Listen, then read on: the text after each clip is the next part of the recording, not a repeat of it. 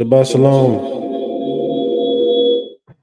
Shabbat shalom, everyone. Shabbat shalom. Welcome. Welcome to another segment here at Typical Farim. Typical Farim. This is a Moedim or opponent time of the Most High. The Most High. This is the 8th day, ending the day after Sukkoth, 7 days pertaining to Sukkoth, or you all might know it as Feast of Tabernacles for those that may be tuning in. So today we're going to be going over a few things, going over a few things. We hope that you've been tuning in the fall time. People will say, Yom Teruah, dealing with the first day of Sukkot. We had a lesson that day as well. So we hope you've been enjoying yourselves. All right, please, if you haven't, if you're watching back right now, make sure that you like this video. Make sure that you subscribe as well. And make sure that you share. Also hit that like button, because this is a perfect example of, the reminder button, because this is a perfect example of when going live, you may miss a day. It's not just Shabbat. It's not just on Saturdays. So please hit that reminder button so that when we do go live, you're tuned in. All right. So please take the time, share it, like it, and subscribe, and press the reminder button. All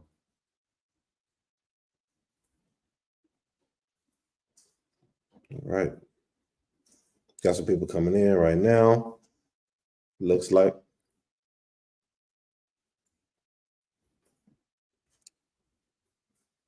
On this portion, what would you like? Talk about what we're thankful for if we want. We can. Give it a little bit, a few minutes.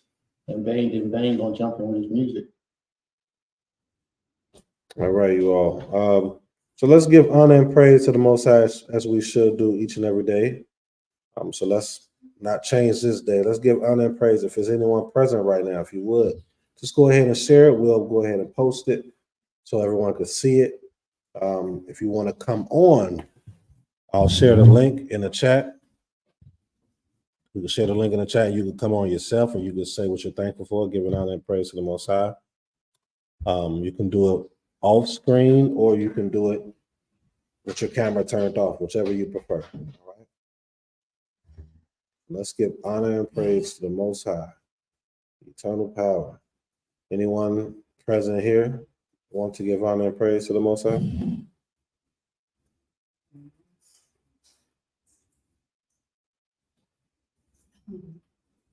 All right, I'll mute myself.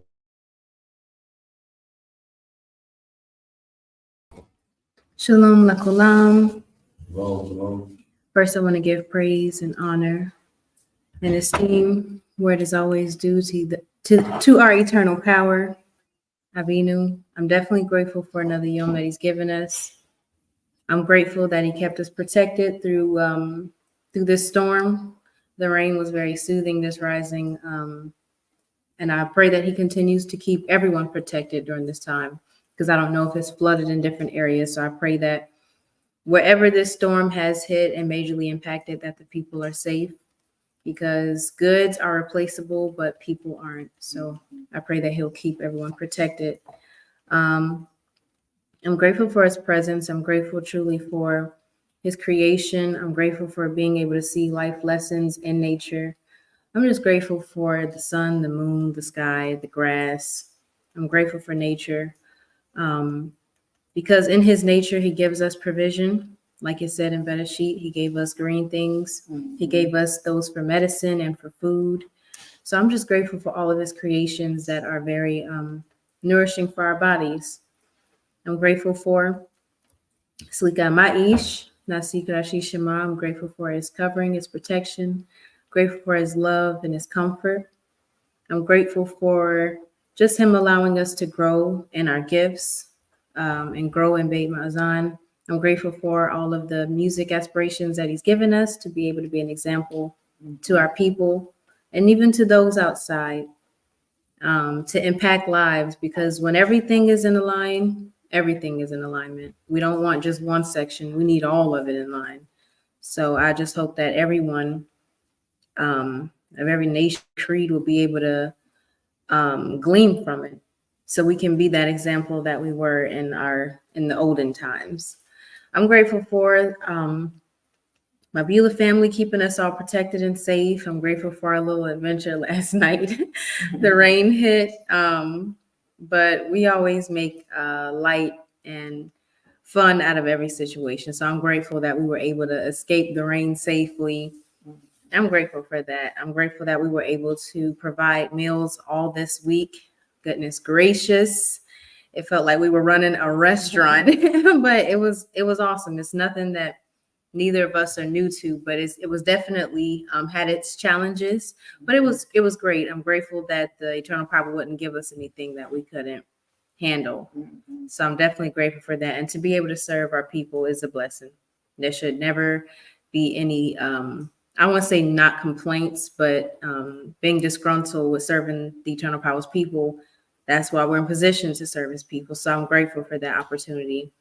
I'm just grateful for life. I'm grateful for the eternal power always. I'm grateful for him always through the generations that we read about in our literature, giving us a piece so we could be that remnant. If it hadn't, we always, in Christianity, we used to say if it had not been for, what we said, the Lord, but the eternal power on our side, where would we be? Like in our literature, it shows us we would be lost and we would have forgotten our path. So I'm so grateful for him giving us a piece of what we need so that we can continue to put it together. And I pray that all of us will do our part in being the puzzle pieces to make sure that we're representing the eternal power correctly. So shalom lakulam zehu. God be praised. May the Most High be praised. To her about. All right, you all. Shalom, shalom. Pray all is well with you all. Those that's tuning in, if you haven't yet, please make sure you like, subscribe, make sure that you share. Also, hit that reminder button. We appreciate all of you that tuned in on today. Those that weren't able to make it, please, if you're watching the back, make sure you still share and make sure that you still like it and subscribe if you have yet to do so. We're giving honor and praise to the Most High on today. So for those that's tuning in, please go ahead and say what you're thankful for if you would, and then we will share for the rest of the family to see, and we will read it for you. If you want to come on, it's a link above that you can click on, and you can say your own piece, either in person as we are, or you can block your screen and still speak, all right? So this is the moment, this is the time. Please, if you would, anybody else present that want to give honor, please do so.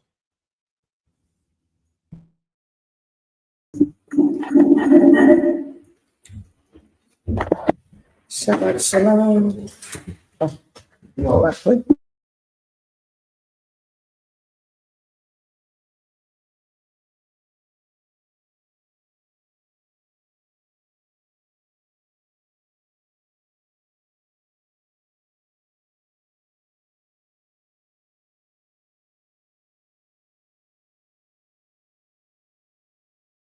Shabbat shalom. Give us 1 minute. We're rising for our elders.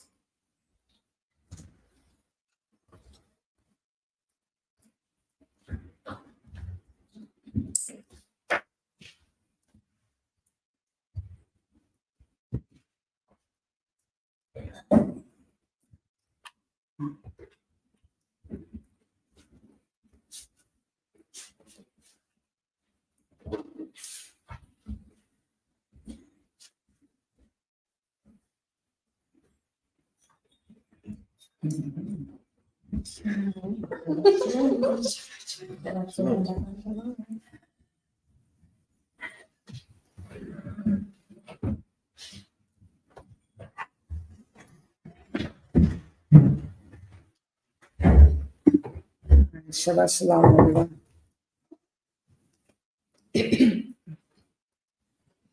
Shabbat shalom, everyone. Giving thanks and praises to the Creator for his mercy, his graciousness for this season, for the end of the holy season. Thankful that the Most High has allowed us to make it to the 8th day, Shemini Atzeret, the final day of the holy season, until our new year comes. It has been a blessed year. And it also has been a very learning year and growing year. So I'm thankful for that. I'm thankful the Most High allowed us to, as Nasika Muna said, get through the rain process all night. It stormed heavy rains, but we were able to actually go through the whole 7 days of Sukkoth with no rain, no cold, no troubles. It was very enjoyable. And we actually got to just, truly have a great time. Thankful thankful to the visitors that were here, but most importantly, thankful to the Creator for allowing us to have that blessed time. Thankful for my parents, thankful for my Ish, thankful for, the blessings that come from having both of those strong, presence in my life.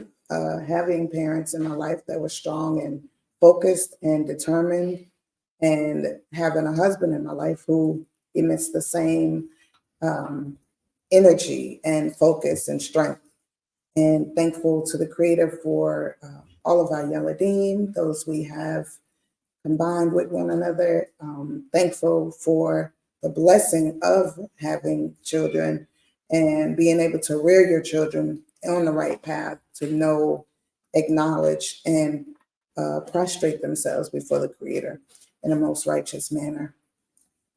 Thankful to the Creator for just, good health, the strength, and just thankful to all of us here.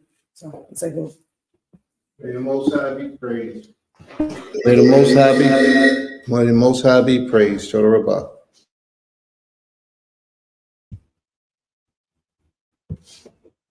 All right, you all. Cut off for that, Princess. Again, you all, those that's tuning in, please make sure that you like, share, and subscribe. Make sure that you press the reminder button. We are about to go through some things today. So this is we just completed the Sukkoth, right? First 7 days. Now we're in the 8th day. For those that's listening right now, please, if you will, just give honor and praise and what you're thankful for. We have Yemiyahu. Adon Yemiyahu says, Shalom, blood family. Praise Yah. Bless your households. May the Creator keep you protected during these storms. May Okay. the Most High be praised. All right. Anyone else want to give honor and praise to the Most High present here in the Knesset, the Mishkan, or is there anyone that's out there right now that wants to give honor and praise? We will read it for you. Anyone else? This is the time. The reason we do this, you all, because sometimes life is what people say, life be lifing, which is it's an excuse, in my opinion. We are all of Israel. Our law teaches us to speak on the word morning, noon, and at night. So this opportunity is for a lot of us when we have a lot going on, myself included. If I forget a day, which I don't, but if I was to, it would be an excuse. I didn't want to come off wrong if I did for anybody. But our Torah lets us know we are to give honor and praise to the Most High, the Creator. So this is that moment to give that to you if it may have slipped your mind, So hopefully that came off correctly, right? Yeah. All righty.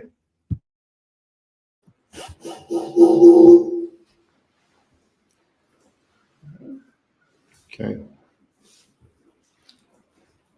I want to give honor and thanks to the Most High just for being here on this land. Yesterday, as we walked along the pathways, picking the berries, Muscadine grapes. muscadine grapes. I mean, it was just so much fun. And then as I looked on the some of the plants, I said, well, we need some watering, those kind of dry. And we said, so I'm so thankful for the rain because the rain did what it was supposed to do. And plus, I slept like a baby. I slept even later than normal. It's like soothing and refreshing. So I'm thankful. And I'm thankful to be here amongst my family, just to worship and praise the Most High. It is so sad to know that this is the last day. I'm gonna cry. And we have to leave, like I'm leaving on Monday. So, but I'm so thankful to be here. Thankful for the safety of being here. Thankful for all the food that I ate. That was rejuvenating to my being and healthy. So I'm so thankful for everything that the Most High has done, all that He's given, and all that He's doing and will continue to do for this assembly. Give praise and thanks. May the Most High be praised. Toda Rabbah. Toda Rabbah. Okay. All right, you all. Appreciate that. Zakana, the healer, one of the healers of the land. You know, I appreciate you and what you do. For those that's tuning in, if you're just coming in now, please like, share, subscribe. This is the moment where we give honor and praise to the Most High for whatever it might be over the course of the month, year, over the course of the day. This is the time. We have the very autumn. She says, Shabbat Shalom, Lekulam. I'm very grateful for the time period Baby Kez and I had on the land with our family celebrating the Most High's holy time. It was so beautiful, and I'm always reminded how peaceful the land is. I'm also grateful for the jam session we all had last Shabbat. May the Most High be praised. Toda Rabbah. Toda Rabbah. We're gonna miss Autumn, and she also with the Tamarind. Yeah. We're gonna miss her. Okay. They say they're gonna miss you with the tambourines. Yeah. All right. Anyone else?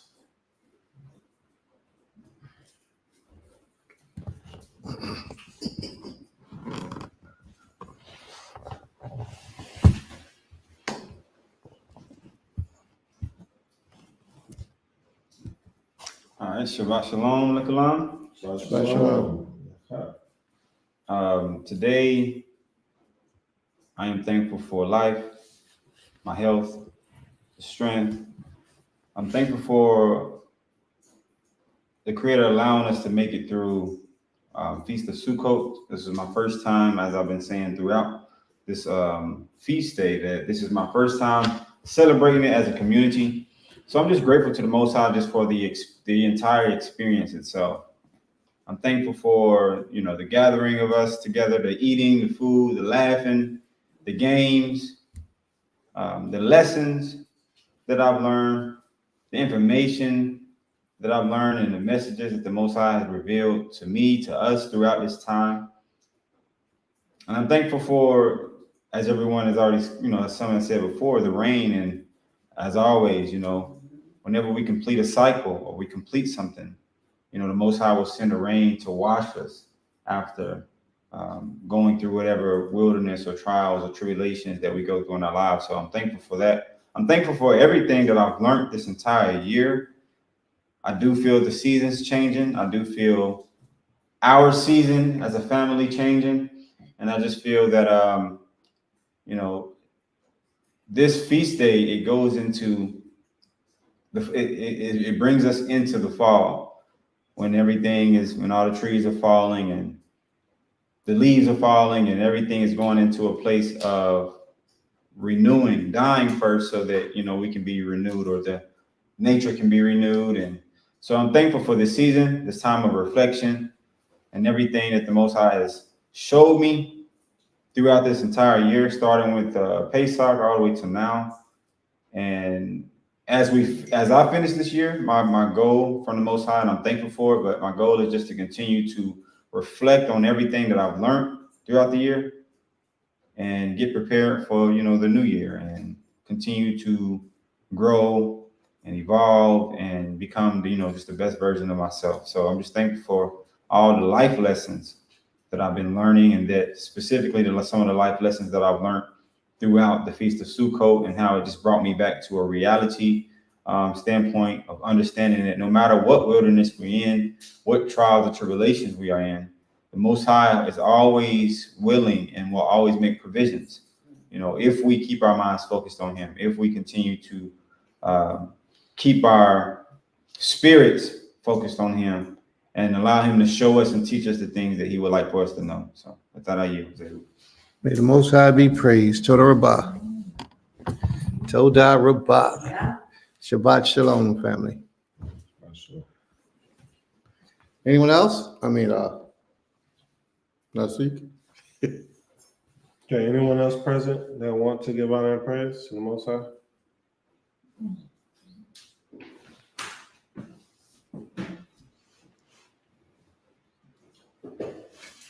Sharing. I'm sorry. Shabbat Shalom, everyone. I too would like to thank the Most High for the rain. And like Zakina Laurel was saying, I was also looking at the parchness of the land, and also of the plants. And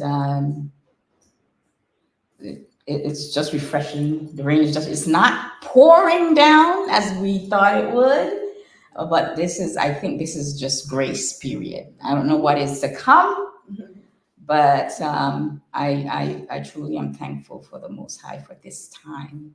I'm thankful for the new connection that I've made throughout the feast, and also the solidifying of the old connections.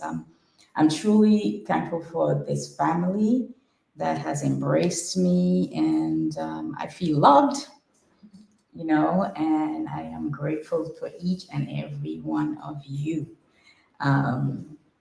that have been in my life. And I am truly thankful to call you family.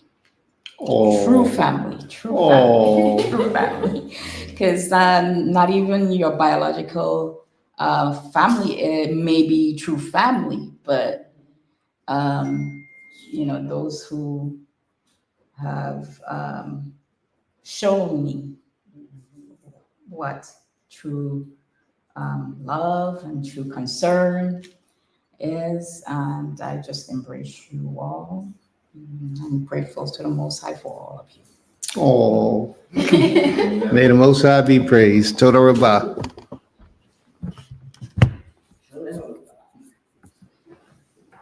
May the Most High be praised. All right. All right, you all, go ahead and like, share, and subscribe if you haven't. Until someone else comes on, I guess I can go ahead and give thanks. Oh, we have someone. We have more. Zakaria says, I am grateful for Abba revealing his word unto us, making manifest his desires in our lives as we die to flesh. Truthfully, I am missing you all greatly and dearly.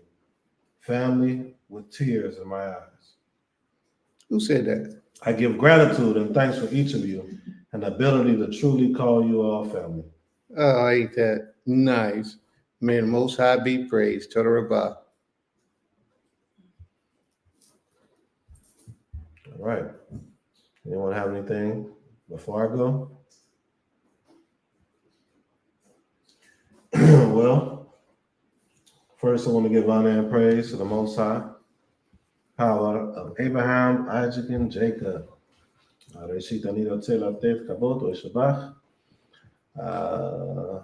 Abraham, Yitzchak, Yaakov.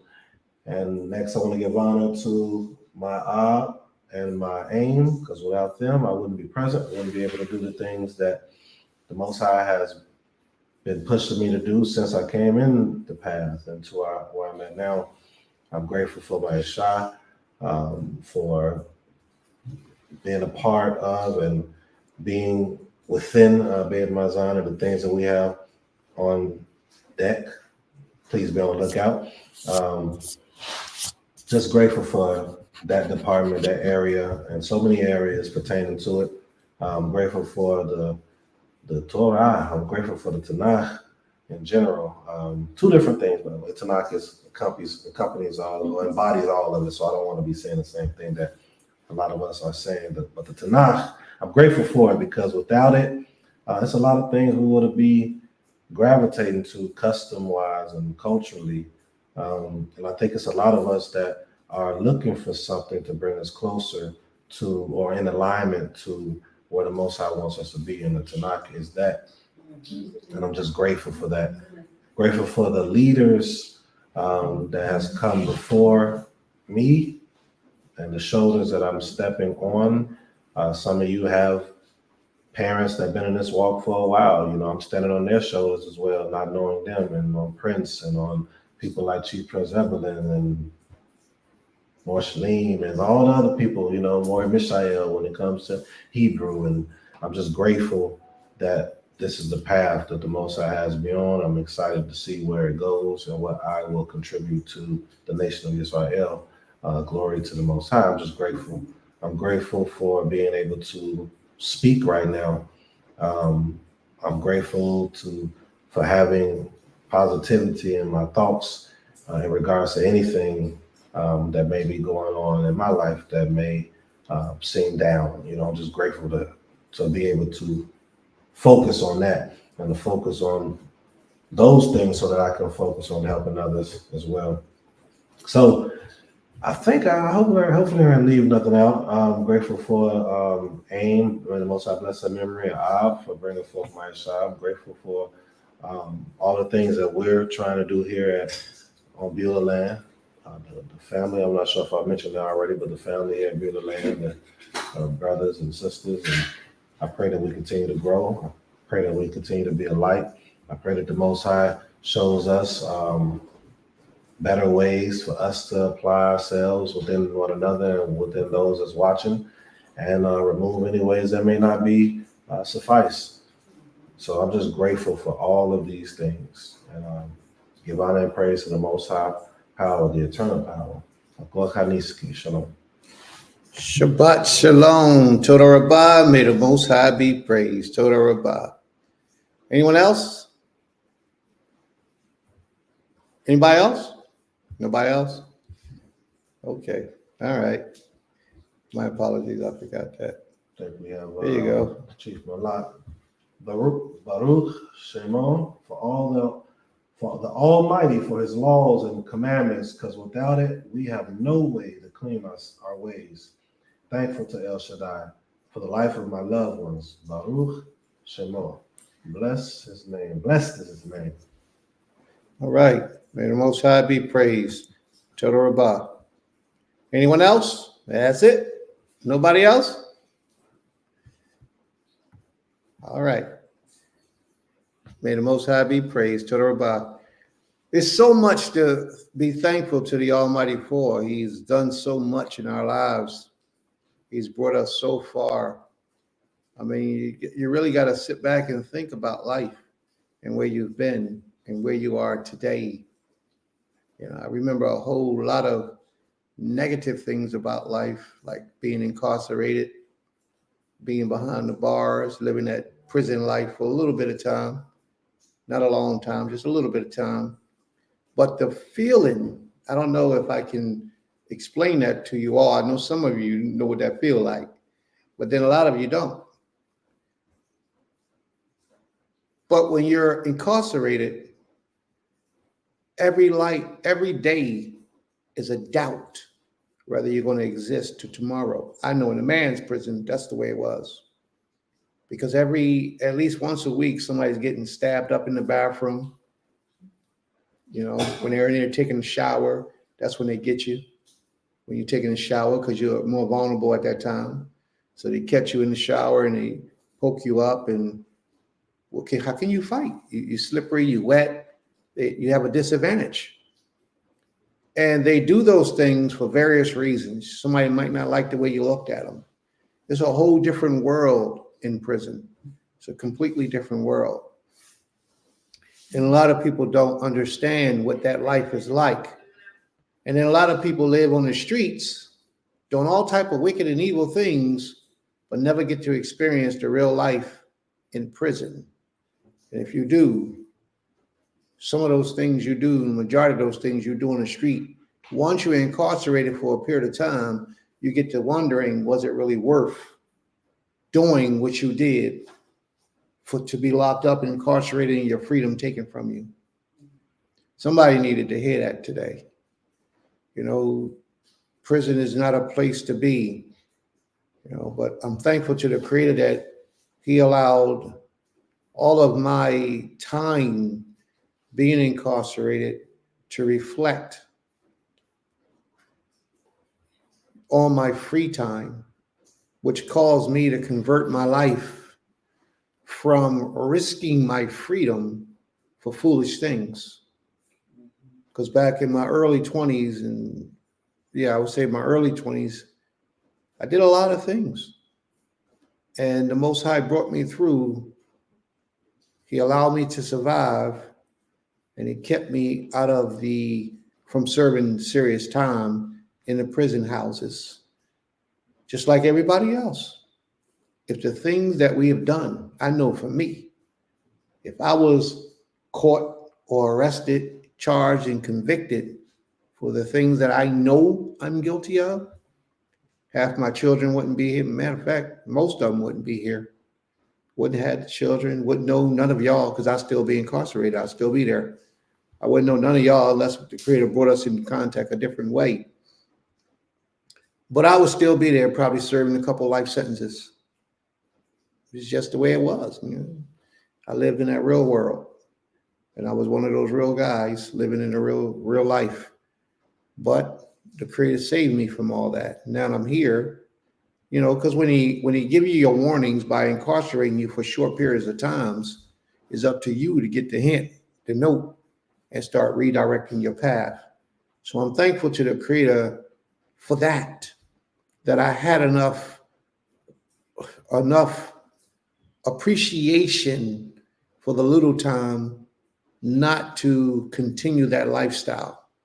I'm grateful for that. And the Most High has spared me. And even today, people do things and upset me and frustrate me. And I'm talking about real things, not little things. And I have my old self reflects, it jumps in. It's the first thought. And I wrestle with it constantly. It's a battle, it's a wrestle with to not be or respond the way that I used to respond to people who do me wrong. So if you're on my bad list and you still here and you talking about it, you got a lot to be thankful for, because it ain't always used to be that way. You know, it's people do things to you and it's not pleasant. But anyway, I ain't gonna talk too much about the negativity, because I end up getting myself in some trouble. And I don't want to get in no trouble. I want to stay free so I can keep serving as king. So if anybody disappeared that did something to me that y'all know about, I ain't had nothing to do with it. Prince ain't had nothing to do with it. Prince is a changed man. I ain't got nothing to do with it. So don't come knocking on my door thinking Prince did it. I let a lot of people slide with a lot of things in this last 4 or 5 years. Matter of fact, the last 15 years that I usually don't let slide, but I'm a different man and I'm grateful. May the Most High be praised. I also wanted to talk about what I heard Aim Kater say, that with this little bit of rain, she must have been asleep when it was really raining. You must have been asleep all night, because that rain was coming down. I mean, down. It was coming down so hard, and it was raining for all night long, that I said to my wife this morning, I said, we haven't gotten rain like this in a long time. It was coming down. But if you notice, as everybody noticed, when it came time for us to go to service, the rain subsided. And we came up here, we barely got wet. My wife was leaving my place, going to her place, and she said, I'm gonna have to take your truck. Yeah, go ahead, drive my truck. She said, you gonna walk in this rain? I said, yeah, it's cool. Well, by the time I opened my door, I barely felt anything. So that's a blessing. That's how the Creator do. You know, these are the things we got to be thankful for, because it could still be pouring down right now, and it could have been pouring down. They talking about we canceling class, and I'm thinking to myself, canceling class for some rain? Man, he took good care of us all week, and for some rain, we don't want to walk in the mud? Well, we canceling class? No, we ain't canceling no class. We showing the Most High how much we deserve it, how much we want to please Him, how much we want to go out of our way to even get dirty and dusty and wet, soaking wet if we had to praise Him and to honor Him on this day. So whoever don't come to class today, you know, they took the easy route out. So here it is. We here. Doors are open. The temple is wide open for anyone who wishes to come. Any of our people. All right. So was there anything else I wanted to thank the Most High for? I think we had a beautiful week this week. This Sukkoth was nice. This Sukkoth was real nice all week long. Very pleasant. Very pleasant. We didn't have to do much out of the way of keeping warm, or conveniences of nature was there for us. It was real nice. It was warm. The sky was full of stars. It's just a beautiful thing. And it's real beautiful when you can come and keep a holy day under the stars. It's real beautiful. It does something. It's a different world, you know, because for years, most people are inside of structures, buildings, and they come together to keep holy days. Even Sukkoth, they're in buildings and they only come on the Shabbat day, and they don't understand the full meaning and definition of what this day is about. It's about being one with nature, and it's about remembering where you came from to where you are now. In a lot of ways, in order for you to remember that, you have to physically go to that place to remember, back out into nature. We was out there and the wolves was howling, the dogs and all that type stuff was barking and growling, and we hearing stuff in the bushes behind us and grabbing weapons and flashlights and searching around for what that was. And, you know, it's just a beautiful thing, man. I just appreciated it so much. And I appreciate it every year so much. I remember 2 years ago? We have a house in Stone Mountain, Georgia. And we was out there, and I mean, it poured down raining while we were in the tents. Y'all remember that, Aim? You remember that? Yeah. It was pouring down like boom, thunder type, boom, storm. This wasn't nothing compared to that. And this was during the week. Yeah, this was during the week. It was horrible, but it was a beautiful thing. You know, it was a beautiful feeling. It brought us together closer. It helped that bond build real strong. You know, it does a lot of beautiful things to you when you go through things like that together. And yes, it was freezing. She's right. It was freezing cold. I mean, we had 2 heaters, and that wasn't enough. It was so cold out there. That's what all those people who doing it next month, that's what they're going to experience. They're going to be freezing. They're going to be cold. It's going to be wet. It's going to be raining. It's going to be cold. I mean, I don't wish no bad on them. They should have kept it with us like I told them, it was the right time, but they didn't listen. So they're going to get the experience what the wrath of the Most High feel like, because it's going to be cold. Nah, but may the Most High bless all of y'all who are doing it next month. You know, it's a blessing to even acknowledge the way of life that we live. And it's a blessing to even keep things like the Shabbat day and the holy days. No matter when you do it, it's okay. I ain't angry with you. I'm just making fun of you, but I ain't angry with you. The simple fact that you're doing it is a blessing. And I'm very grateful and pleased that our families all around the world are waking up to the true reality of the Almighty and who they are as His children. So that's a blessing within itself. So those are just some of the things that I'm thankful for. And if I remember anything else, I'll talk about that later on. May the Most High be praised. Hey, oh yeah, I wanted to lead into this though, because this is what our topic of our class is going to be about today. We're going to have a very short class today. It's not going to last 4 and 5 hours unless the singing lasts for 4 and 5 hours. But I don't think the singing is going to last that long because we only have 2 vocalists today in the room, 3, unless AIM or Sister Laurel. Y'all vocalists? Y'all singing? Okay, they might help out. See, you talking about background. Okay. But it shouldn't last too long. The points that Nasika and myself are going to speak about is primarily going to deal with what's permittable on this day, what's permissible on this day, all through this week. And a lot of people don't understand, can we cook every day? We're really commanded to cook every day. Are we or are we not?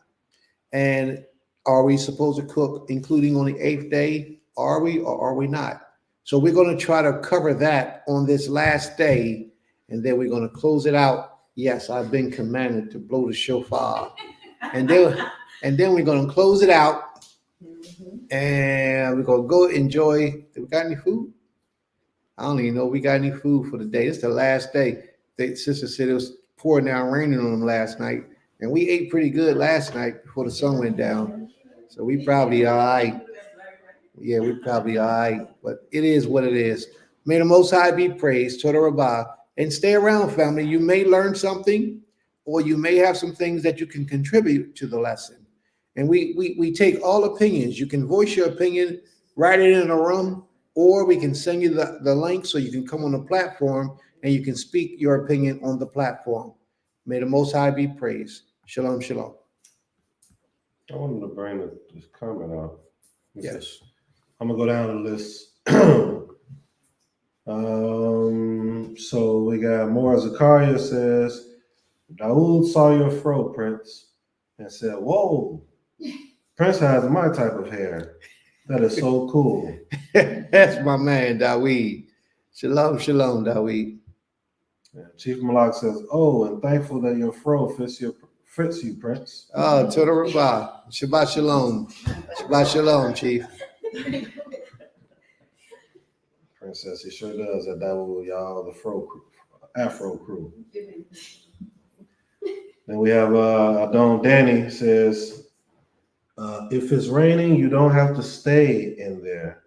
It says in their Torah to live in your sukkah 7 days. If your house was flooding and raining, would you stay in your house? So, May the Most High be praised.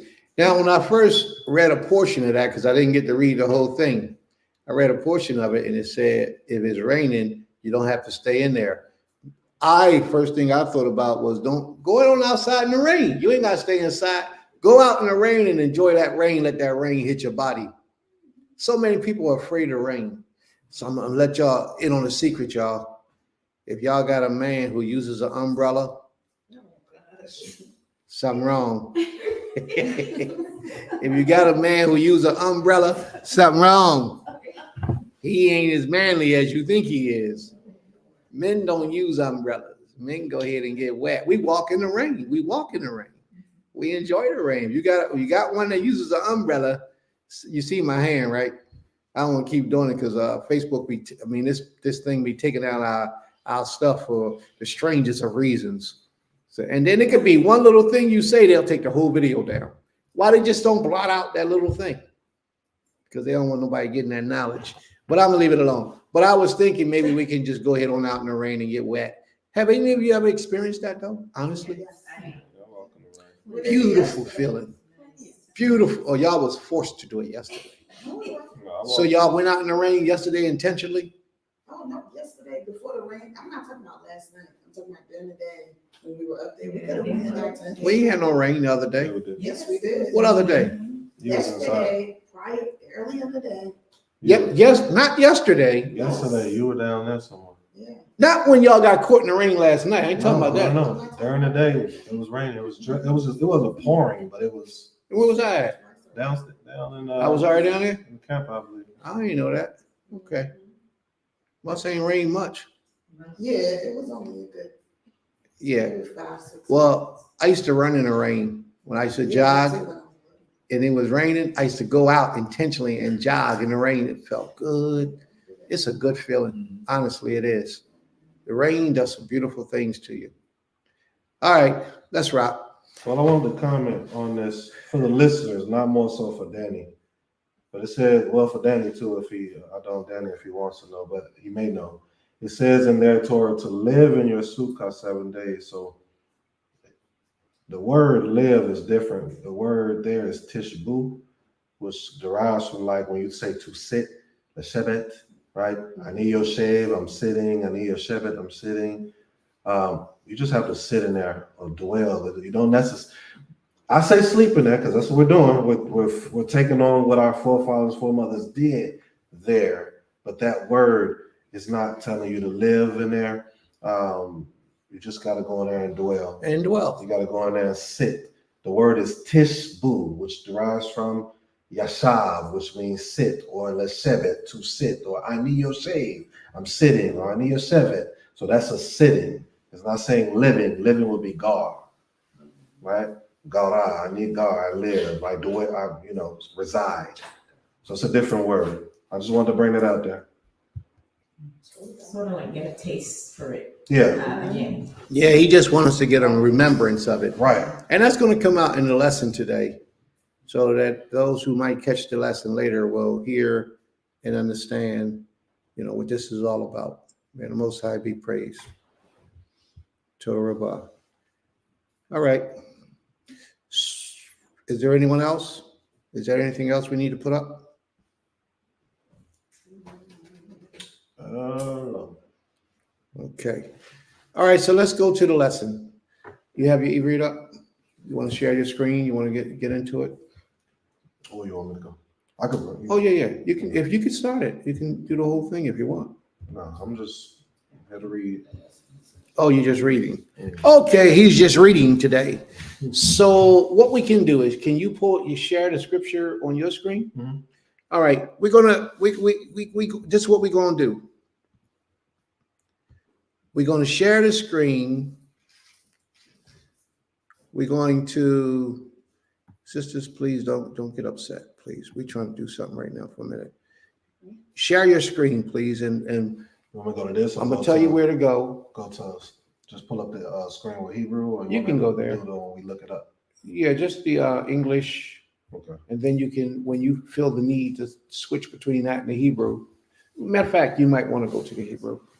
It has Hebrew on go, but, Yeah. but to go into the word, I have to go with the Bible Hub. Yes, Bible Hub, Ben? Or the Yes. Word? Okay, Bible. whichever one you want.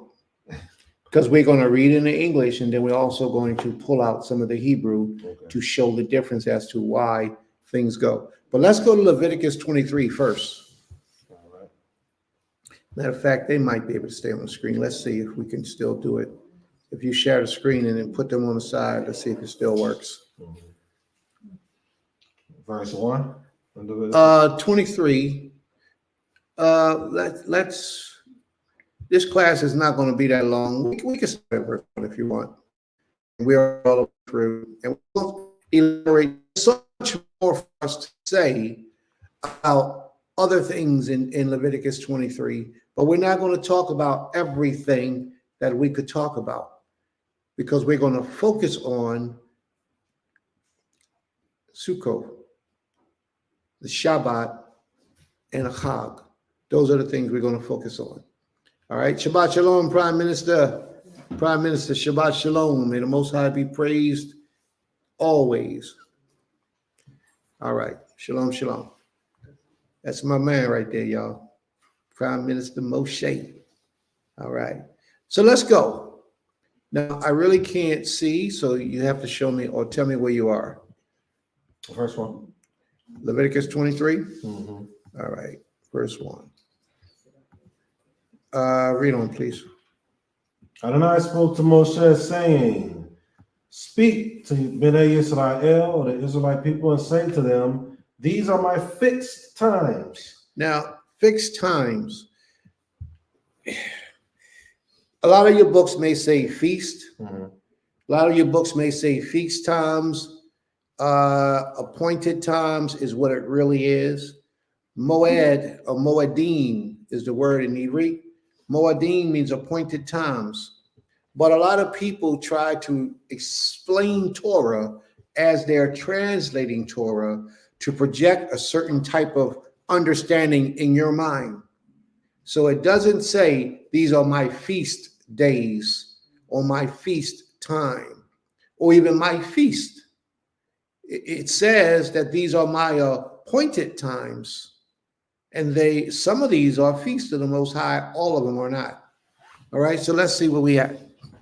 These are my appointed times, the appointed times of Adonai, which you shall proclaim as sacred occasions. Now, these are my appointed times that you shall call sacred or holy, set apart occasions. Out of the year, these specific times right here shall be set apart, and you shall keep these times sacred before the Almighty. Read on, please. 3. On 6 days work may be done, but on the 7th day there shall be a Sabbath of complete rest. On 6 days work may be done, but on the 7th day. On the 7th day is the Shabbat of complete rest, a holy convocation. Ye shall do no manner of work therein. It is a Shabbat of the Most High in all of your dwellings. Now, in this place right here, if you read it in Hebrew, is that the sentence there? Mm-hmm. All right, I want to pay close attention to this right here, y'all. Please pay attention. Nasik is going to bring out some things here that's going to distinguish the weekly Shabbat from all the other Shabbats Shabtot that we're going to read about today. Every one of these days, these holy days, is a Shabbat. But you are to keep these Shabtot in different ways. Some of them, you can let your hair down and just chill. But on a weekly Shabbat and on a Day of Atonement, you got to put your hair up in a ponytail and stand up straight. You can't just let your hair down. What do I mean by that? You can be more relaxed. You can chill. You can party. You can play games. You can do things. It's like a holy event. But then 2 of those days, you are to be in complete observance, and it's not to be taken lightly, and it's to be reverenced on a higher level of tone. Well, Prince, what is the verification you have for that? Here's the verification. As Nasik is about to read, we're reading about the weekly Shabbat. And we're going to read it in Ivrit, and we're going to just each word slowly in Ivrit, just so that you can understand and we can bring out what it means. Please. Okay. Sheshet Yamim. That's like 6 days. 6 days. Te'asa. Shall be to you. Malakha. You should not do any work. U Bayom Ha Shebi. And on the 7th day, in the 7th day, Shabbat Shabton. Shabbaton. Now stop right there for a minute. The 7th day, in the 7th day, there shall be a Shabbaton. For the rest of the holy days that you see, if you read it in Hebrew, they will not be a Shabbaton.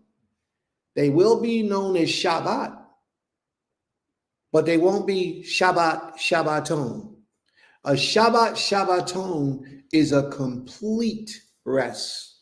It's a thoroughbred rest. You stay away and you keep focus and worship and praise and honor on your mind through those days. The rest of the days are a lot more laxed, and you won't see a Shabbaton for the rest of the days except for the Day of Atonement. The Day of Atonement is a day of observance, but it's a complete day of rest. The Day of Atonement is a Shabbaton, and the weekly Shabbat is a Shabbaton. All the rest of those are Sabbath days, but they're not Shabbaton. Have I lost anybody? Does anybody not understand? So we all on the same page. We all understand, right? There's a distinction even in Sabbath days as to what you're allowed to do and what you're not allowed to do. Yom Sukkoth is not a Shabbaton. Yom Sukkoth is a Hag. It's a day when we are to have a feast unto the Most High. And if we were in our Holy Land, we would also be offering a sacrifice every day for the 8 days. Y'all with me thus far? All right. Read on, please. Mikra Kodesh. We don't need to read anymore. Oh, Yeah. My bad. Now let's deal with the Mikra Kodesh since he mentioned it. A Mikra Kodesh is a holy assembly. It's a coming together, a holy reading before the people. So not only was you able to keep this stringent, you're commanded to have an assembly of readings, righteousness set apart on this day as well. So every Shabbat day, we had to have a Mikra Kodesh, a holy reading, a holy assembly, a holy gathering. Every Shabbat, we had to have a Mikra Kodesh. And there's a lot of people that say that they can have a Mikra Kodesh by themselves, but it's an assembly. You can't do it by yourself. You will be in violation. But there's a lot of people, they don't know the Hebrew. Most of those people don't know the Hebrew. But in the Hebrew, we have to come together, do a holy reading. We're commanded by the Almighty to do that on the holy day, on this particular holy day, Shabbat Shabbaton, Mikra Kodesh, on Shmini, on Yom Shabbat, on the Shabbat day. So have I helped anybody to understand a little bit better about the Shabbat day? How stringent the Shabbat day, the weekly Shabbat day, every Saturday, as we call it, every Saturday when we have, and keep every seventh day. Let's put it that way. Because a lot of people don't do it on Saturday, but they all supposed to do it on the seventh day. So every seventh day, when you keep your Shabbat, you're not supposed to keep your Shabbat just you. You have to have like-minded people to come together and to worship and read and sing and dance and shout and glorify this King. That's the way it's supposed to be done. Now, a lot of people say, it's too much work. You ain't supposed to do no work on this day. And you're absolutely right. But then some people go and get a little crazy with it. One thing I said, this ain't going to be too long this day. And I'm always getting into it. I'm going to try to abbreviate it though. One thing I could not understand was the Yids, the Ashkenazi or Ashkenazim.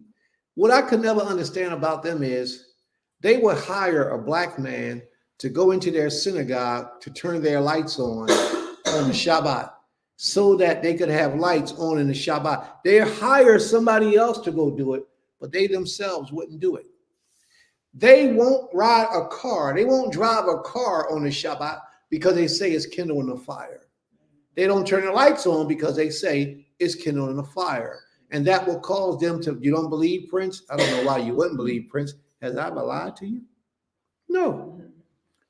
Go check it out. If you don't believe it, you don't want to accept it, go check it out. Now,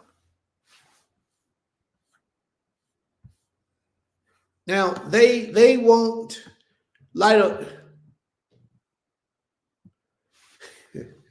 They won't light a fire on a Shabbat. They won't start their cars on a Shabbat. They'll leave them heaters on in the house though. And they will warm up food on the Shabbat. Oh, that's cool for them to warm it up. If it's they got heaters that run constantly, that they'll leave the food that need to be warmed inside those heaters, and they'll be turned down real low, and they just keep the food warm. So that when they go get the food is smoking. You can get it. They feel that that's not a violation. And well, those are things that they don't do, but they do the heater, and you can play sports on the Shabbat if you're Jewish. They don't have no problem with you playing sports. And I mean, I'm not talking about you working out, exercising on your own. I'm talking about being a part of a sports Olympic team, going out running, rowing boats, and all that stuff where you got to exert all that energy, and you're performing and you're being a part of a soliciting thing where someone's making money and all that. They don't have no problem with that. The Jewish man is so bad they won't even open an umbrella on the Shabbat. If it's raining, well, ain't no man got no business with an umbrella anyway. But you're gonna put one over top of my wife, but I'll do that. But the Jewish man is so bad that they don't open an umbrella on the Shabbat. But yet they'll play sports and everything else that they want to do on the Shabbat. They'll hire a black man to go in there and turn the lights on for them on the Shabbat. And they feel as if they haven't done anything wrong. So that's just conflicting information for me. So let's move on, family, because this class is only going to be about 2 hours, maybe, if that.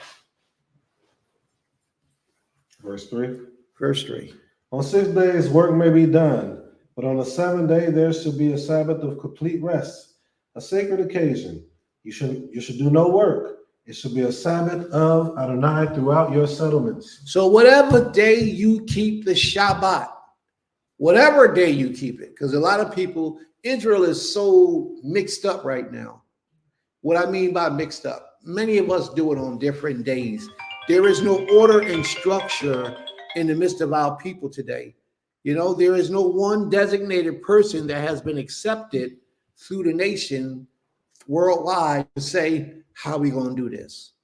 So therefore, in the days of Joshua, every man, not in the days of Joshua, but in the days of the judges, every man did what was right in his own eyes. And today we're living in the time of the judges where every man is doing what's right in his own eyes. A lot of Israel practiced idolatry during the days of the judges. And we're doing the same thing today. But we're Hebrew, we're Israel, and let's stay focused and let's try to keep our attention on the Almighty. So therefore, people they believe that the moon, some people believe that the full moon is the new moon. And what they'll do is they'll start with the full moon to be day 1. And then every 7 days after that is a Sabbath to them. Some people believe that the concealed moon, when there is no moon, when it's all dark in the sky, is the new moon. And they'll start their holy days, their Shabbat day, 7 days after that dark moon. Some people believe that the crescent moon is the new moon. And they'll start their 7-day Shabbat 7 days after the crescent moon and keep running it over until they get to the 7th day, Shabbat. 7 days more, Shabbat. 7 days more, Shabbat. And that's how they do it, because they believe, a lot of these people believe that is a more ancient, more correct way of keeping the Shabbat. We're not here to have an argument or to discuss those things right now. Every man does what is right in his own mind until the Most High solidifies these things for us. So there's a lot of dissension in Israel today over when the Shabbat day actually is. But what Prince is saying today, according to this teaching, every 7th day shall be a Shabbat unto you. That's what the Most High says. No matter how you start your count, every 7th day shall be a Shabbat. So even if you do it and your Shabbat ends up on a Tuesday, you're supposed to take off from work. You're supposed to not do any manner of work at all. That means you're not supposed to do anything strenuous or start any fires or anything. But I wonder how those people who do it through the week, whether they call out from their employment. I wonder if they do or they don't. I don't know. I have never asked that question to the people that I know, but I have never seen anybody shut down from really doing it. Those people who keep it that way, I've never really seen any of them shut down on a Shabbat. I don't know anyone that's stringent. I don't know. Or any job that'll allow it. Yeah, even a job, if they're slaves, meaning that they punch a clock, any job that would allow, that's a very good point, that a job that would allow them to take off various days at their discretion through the week or through the month, because they say it's a Shabbat. That's a good discussion to have with some people. It changes every month. It changes every month. It's a different day every month. So it's not like you can give your employee a schedule and say, this is what you can, if you're that learned in understanding the sciences of the moon and the sun and the stars and how they work, you can format it out and say, here, this is what it is. This is what it is. This is what it is. I had a conversation with a sister, and I'm not going to spend too much time on this. And the sister, she did it this way. She kept it. I don't even want to quote it because I'm not sure exactly how she did it. But she had me so deep into my research and my studies that I actually formatted my calendar, and I did it so that I would know and she would know exactly when her Shabbat would be throughout. I did it for like a year. So we have it on a calendar. They could do the same thing, and you would know exactly what day would be the Shabbat according to you if you counted 7 days from the last new moon. And what I did was I went to every month, and I did it for every month for her. And then I think I sent her the list of them so that she could see it. You know, it is what it is. And people do different things. I'm just so happy that Israel is observing a Shabbat day whenever they're doing it. I'm just happy. I'm so happy that Israel is worshiping the Creator. However they're doing it, they can be believing in Yahweh Shah. None of that stuff is important. I'm just happy that they're observing the Almighty and His commandments, His laws, because most people that I know that are considered to be Hebrews that believe in Yahweh Shah, they refer back and they try to keep the laws of the Creator. So whatever it is, I'm just thankful that so many of our people are even observant of the Most High and His law.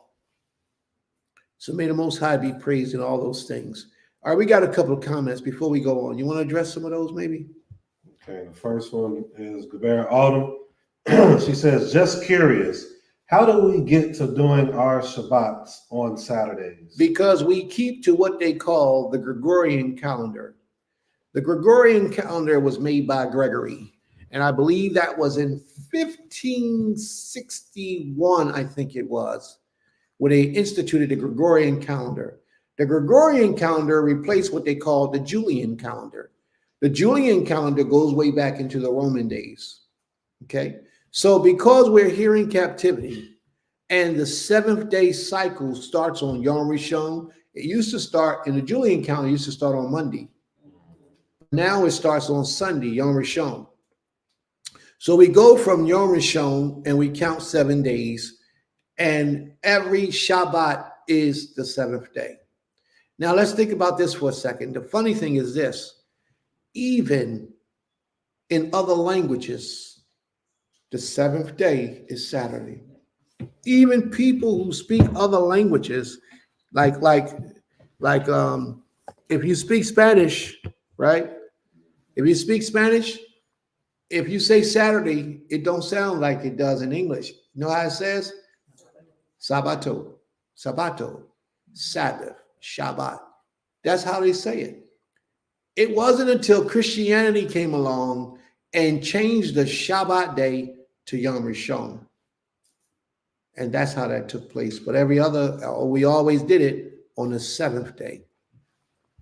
And because we're here in this captivity and we're moving according to this cycle, the 7th day, and it actually works out. It does. It actually, if you do the math, it always works out to an equal amount of time.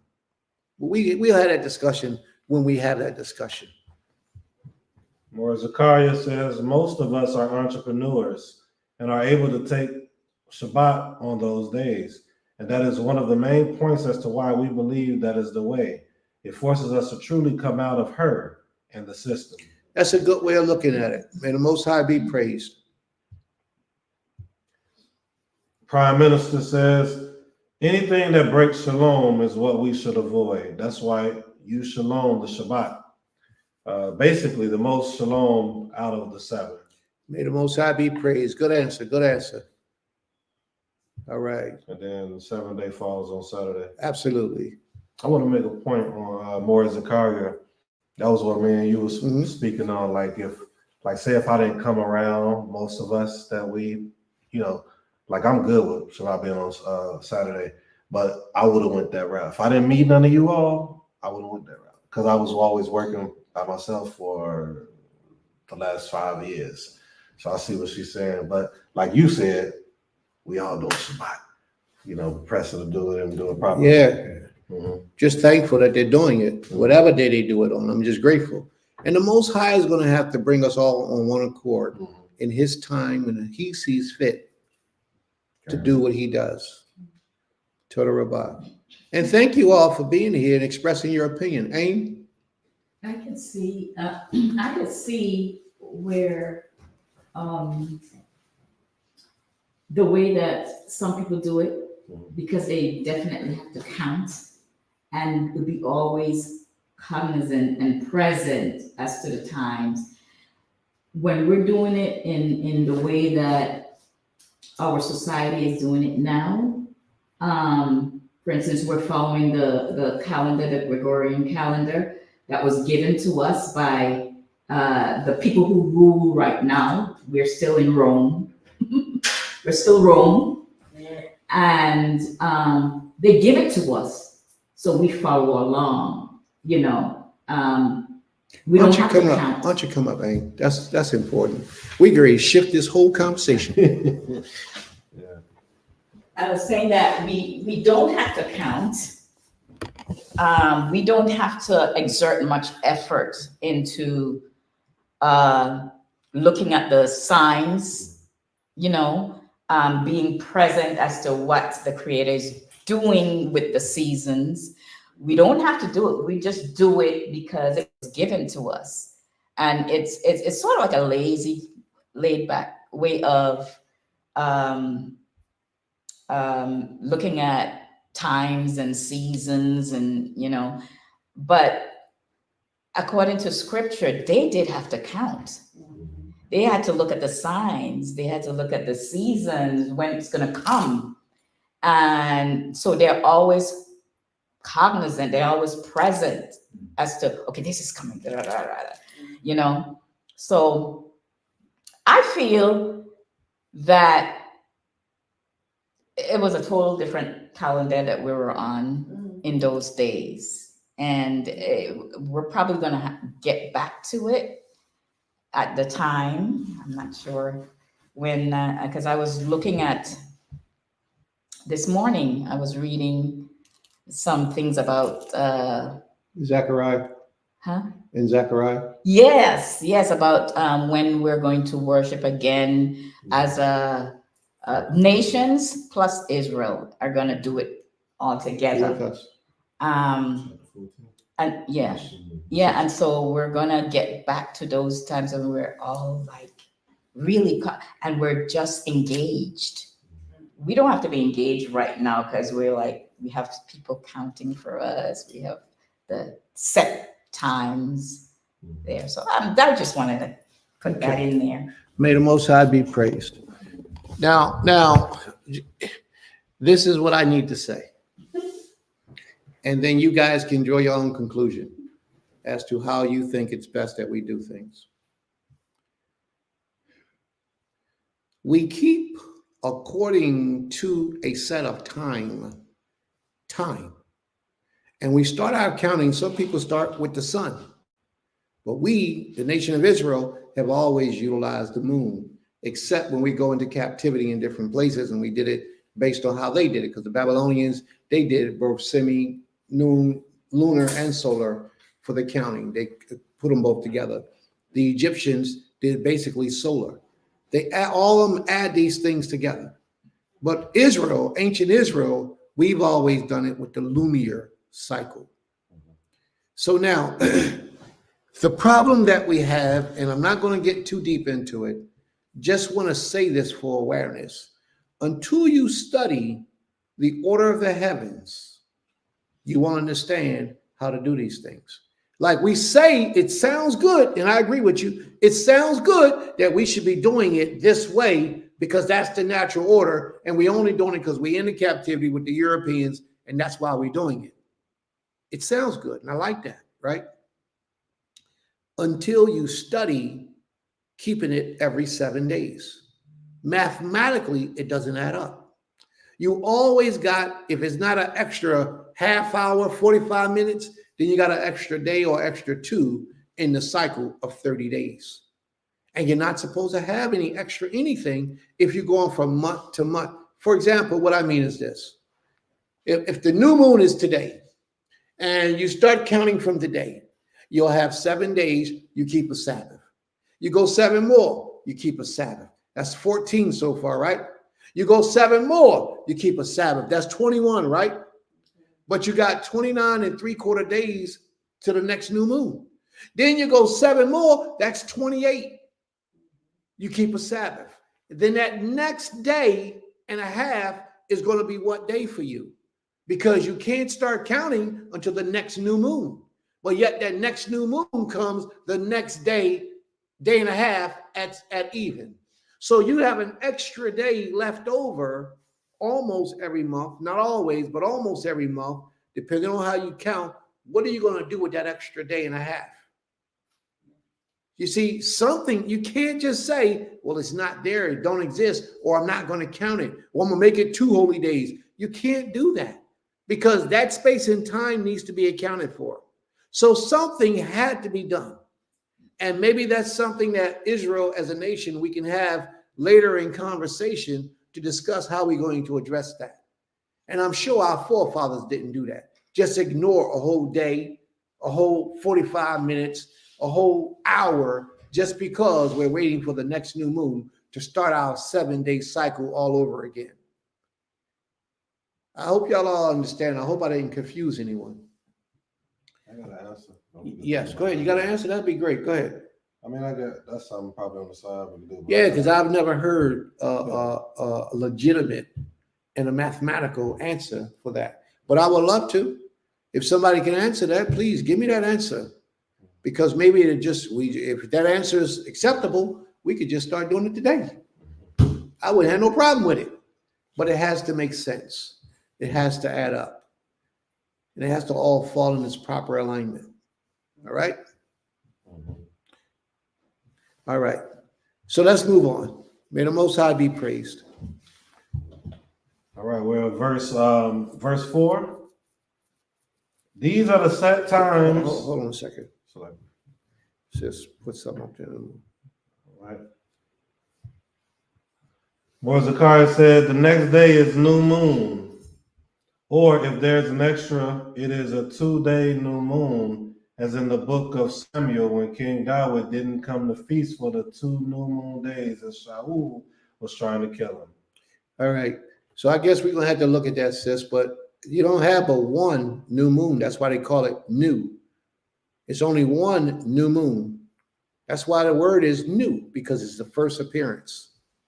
If it's a day old, it's not a new moon anymore. All right. So we'll look at that, sis, and we'll take that under consideration. May the Most High be praised. Total Rabbah for your answer. She's thinking, boy. She's on point. You see that? She with it. Go ahead, sis. Yeah, there are some schools of thoughts that,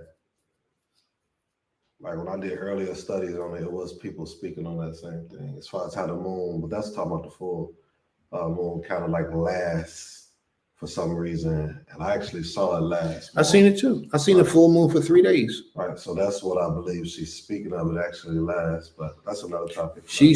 Yeah. Okay. When we have that conversation, we got to remember to have a class on that too. Yeah, we had to do a whole class on that. That's going to be a very interesting topic. Mm-hmm. All right. Because, a lot of people follow the book of Enoch. Mm-hmm. And in there, he speaks about those cycles. So it's a lot of information, a lot of reading to do, a lot of research. But we're going to leave it in the air for now. And we're going to have to prepare a whole class and do a lesson on it. That's the only way we're going to be fulfilling in the minds of the people. That's why I even brought it up, to get your wheels turning. May the Most High be praised. So let's get back to where we at, family. I believe verse 4. We only on verse 4? Yeah. Wow. Go ahead, read on, please. These are the appointed times of Adonai, the sacred occasions which you shall celebrate, each at its appointed time. Now, these are the appointed times. Some of your books may say these are the feast of the Most High, but these are not all feast days. These are all appointed times, set apart times that you should consider holy and before the Most High. Read on, please. In the first month, on the 14th day of the month, at twilight, there should be a Passover. Now it says in the first month, on the 14th day of the month, there shall be a Passover offering. All right. Now I'm looking for the Hebrew in here. Harishon, first month, Badarabah. All right, what it should be saying, I'm not going to dispute that, but what it should be saying is that on the 14th day, between the evenings, there should be a holy day.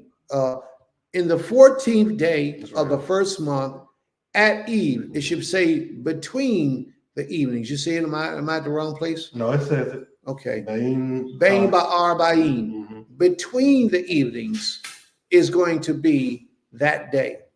All right? Bain ba'ar ba'in is what it means. Between the evenings is when you do your Passover. Read on, please. Verse 6.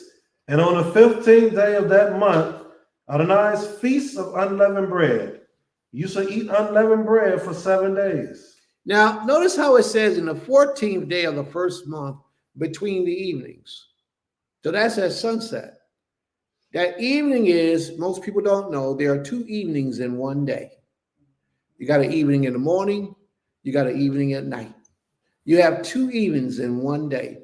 So the Father says, Bain ba'ar ba'in, which means between the evenings. So when the sun goes down on the 14th until the sun rises on the 15th is Bain ba'ar ba'in, between the evenings. So you are to partake of the Passover offering at that time. Now, at that time is the time when you're supposed to eat the Passover meal. When the sun goes down the 14th, Bain ba'ar by evening, before the sun rises, on that same day, you have to consume that meal. All right? 6. I want you to go back for a minute. Oh, you're reading 6 again. Okay. Now, I want y'all to know that evening, when the 14th day and the sun goes down, you have to eat the Passover meal within that time. And Passover itself is a very brief period in time. But the Creator allots for us to eat that meal with the Feast of Unleavened Bread. But if you notice, the Feast of Unleavened Bread is done on the 15th day. But you actually eat it the 14th day at sunset. So how is that possible if a day starts when the sun rises? Maybe it's just an exclusion for that one day. But the problem is it's repeated several times throughout the scripture. Yes? So I got a question about what you just said. So the 14th day, the evening, begins Pesach. So we eat Pesach meal that evening. The next morning. Next morning what? We have, is that the first day of unleavened? No. So it's the next evening starts the first day of. It's that same evening. The same day that you eat Passover, the Passover offering was the same day that you ate the bread, unleavened bread. So that's saying that the 14th day at even actually begins the 15th day. Okay. And that's the point I was trying to break out. So the 14th day at evening actually begins the 15th day. And if he reads verse 6 and then they read it through, you'll see where it says. And on the 15th day, verse 6, of that month, Adonai's feast of unleavened bread. You shall eat unleavened bread for 7 days. Eat unleavened bread for how many days? 7. 7 days.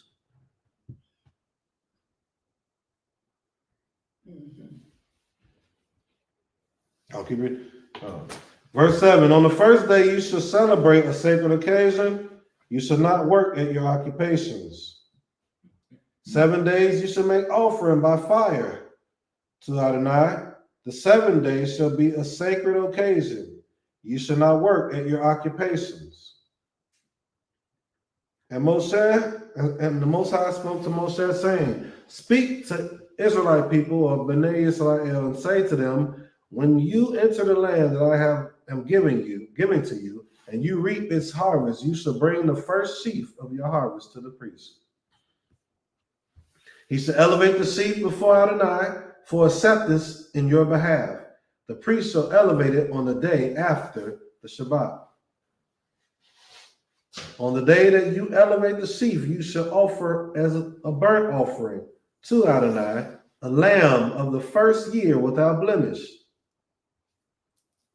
The meal offering with it shall be 2/10 of a measure of choice flour with oil mixed in, an offering by fire of pleasing odor to Adonai, and the libation with it shall be of wine, a quarter of hin.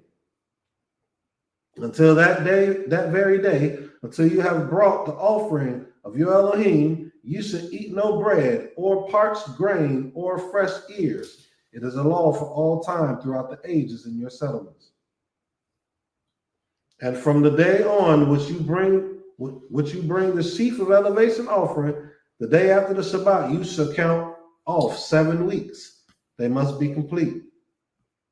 You must count until the day after the 7th week, 50 days. Then you shall bring an offering of new grain to Adonai. You shall bring from your settlements 2 loaves of bread as an elevation offering. Each shall be made of 2/10 of a measure of choice flour, baked after leavening, as first fruits to Adonai. With the bread you shall present as burnt offerings to Adonai 7 yearling lambs without blemish, 1 bull of the herd, and 2 rams with their meal offerings and libations, an offering by fire of pleasing odor to Adonai. You shall also offer 1 he-goat as a sin offering, and 2 yearling lambs as a sacrifice of well-being. The priests shall elevate these 2 lambs together with the bread of first fruits as an elevation offering before Adonai. They shall be holy to Adonai for the priests. On that same day you shall hold a celebration. It shall be a sacred occasion for you. You shall not work at your occupations. This is a law for all time in your settlements throughout the ages. This is a law for when? All time in your settlements. Wherever you dwell, for all times, you had to keep these Sabbath days. So a lot of people say you can't keep the Sabbath if you're in captivity. When the Most High says, in all of your dwellings, throughout all your generations, keep my Sabbaths, my Shabbat. 22. And when you reap the harvest of your land, you shall not reap all the way to the edges of your field, or gather the gleanings of your harvest. You shall leave them for the poor and the stranger. I am Adonai, your Elohim. And Adonai spoke to Moshe, saying, speak to Bnei Israel, or Israelite people, thus in the 7th month, on the first day of the month, you shall observe complete rest, a sacred occasion commemorated with loud blasts. Now, this is talking about Yom Teruah. You keep this day with a loud noise, a loud voice, a loud calling, a loud noise, Yom Teruah. And we did Yom Teruah, which brought in the 7th month, just before we had the Day of Atonement, and it follows through. Read on, please. 25. You shall not work at your occupations, and you shall bring an offering by fire to Adonai. Adonai spoke to Moshe, saying, mark the 10th day of this 7th month is the Day of Atonements. It shall be a sacred occasion for you.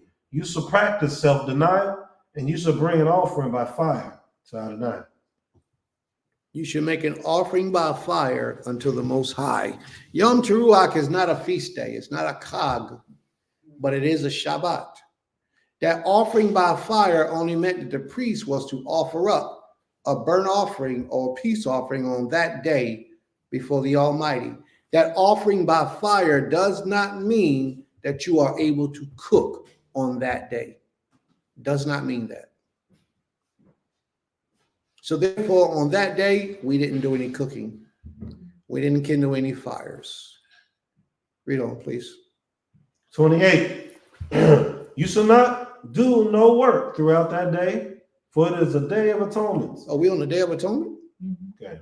Oh, wow. I thought we was on Yom Teruah. Yeah, that was the next line of It was up before. 25. Oh, okay. All right. We're on the Day of Atonement now. Go ahead, read, please. You shall not, 28. You shall do no work throughout that day, For it is a day of atonements on which expiation is made on your behalf before your Elohim. Yes. The Day of Atonement is that day when you fast, deny yourself of your own pleasures in many different ways, however you see fit. The Day of Atonement was also, as the weekly Shabbat, a Shabbaton, a day of complete rest. So there was no partying on the Day of Atonement. We didn't get out and play the music and we'd be jamming, playing games and dancing. And, you know, the Day of Atonement was meant to be of a down spirit, a humble spirit, a meek spirit, a day when you pour out your essence to the Creator in asking for forgiveness of all your previous sins. That's what the Day of Atonement is supposed to be about. And everybody who is Hebrew born should fast on the Day of Atonement. The thing is, the Creator never tells you how long you're required to fast. He doesn't say how long your fast has to be for. He only says that you must fast. He never put a time frame on it. Go ahead. Autumn has a question. Okay. I just scrolled up to see what she was talking about. No, it doesn't say it. A complete rest. Shabbaton is not there for Yom Teruah. Not Shabbaton, Mhm. but it does have Shabbaton there. It's a Shabbaton, But which not means, Shabbat. not Shabbaton. So because it's not Shabbaton, it's not a complete rest like the Day of Atonement and the weekly Shabbat. But we didn't do any cooking on that day. All right? Was that the only question? All right. So we cool, everyone? Everybody Hebrew born had to fast on the Day of Atonement. But the Creator never says how long you have to fast. So everybody gets to determine for themselves. You know, y'all should probably set a standard. Like what we do is we have a standard for children. They fast at 3 o'clock. And then after 3 o'clock, the children would eat, but the parents, usually the adults wouldn't eat until after sunset. We usually do a complete, the adults from 12 on up, we usually do a complete fast, a 24-hour fast. But from the age of 12 down, it would be to 3 o'clock. But if you're an infant, then you have to determine how long that child is going to fast. But every soul has to fast on the Day of Atonement. And that's all up left to your discretion. Okay? Where were we at? 29. Indeed, any person who does not practice self-denial throughout that day shall be cut off from kin. Now, if you're one of those people, let me read that for you again. For whatsoever soul it shall be that does not afflict himself shall be cut off from among his people. See, a lot of people, the Creator will punish you, but he won't punish you with immediate death. What he'll punish you with is eternal damnation from your people. When you leave this life, you go to another existence. You will be cut off from your people in that existence. He doesn't hit you with a death like bang. Some sins are worthy of death. Like adultery, you get stoned to death. Everybody sees that. But if you disrespect him, then what he's going to do is he's going to show you disrespect in the afterlife. Always remember that. Nobody wanted to be cut off with their forefathers, from their forefathers. Everybody wanted to inherit and be a part of the life of their forefathers. But the Creator says if you disrespect him by not doing this and you know of it, then you should receive that as a punishment. And there are several sins that the Creator says you should be cut off from your forefathers. He's talking about in the afterlife. All right?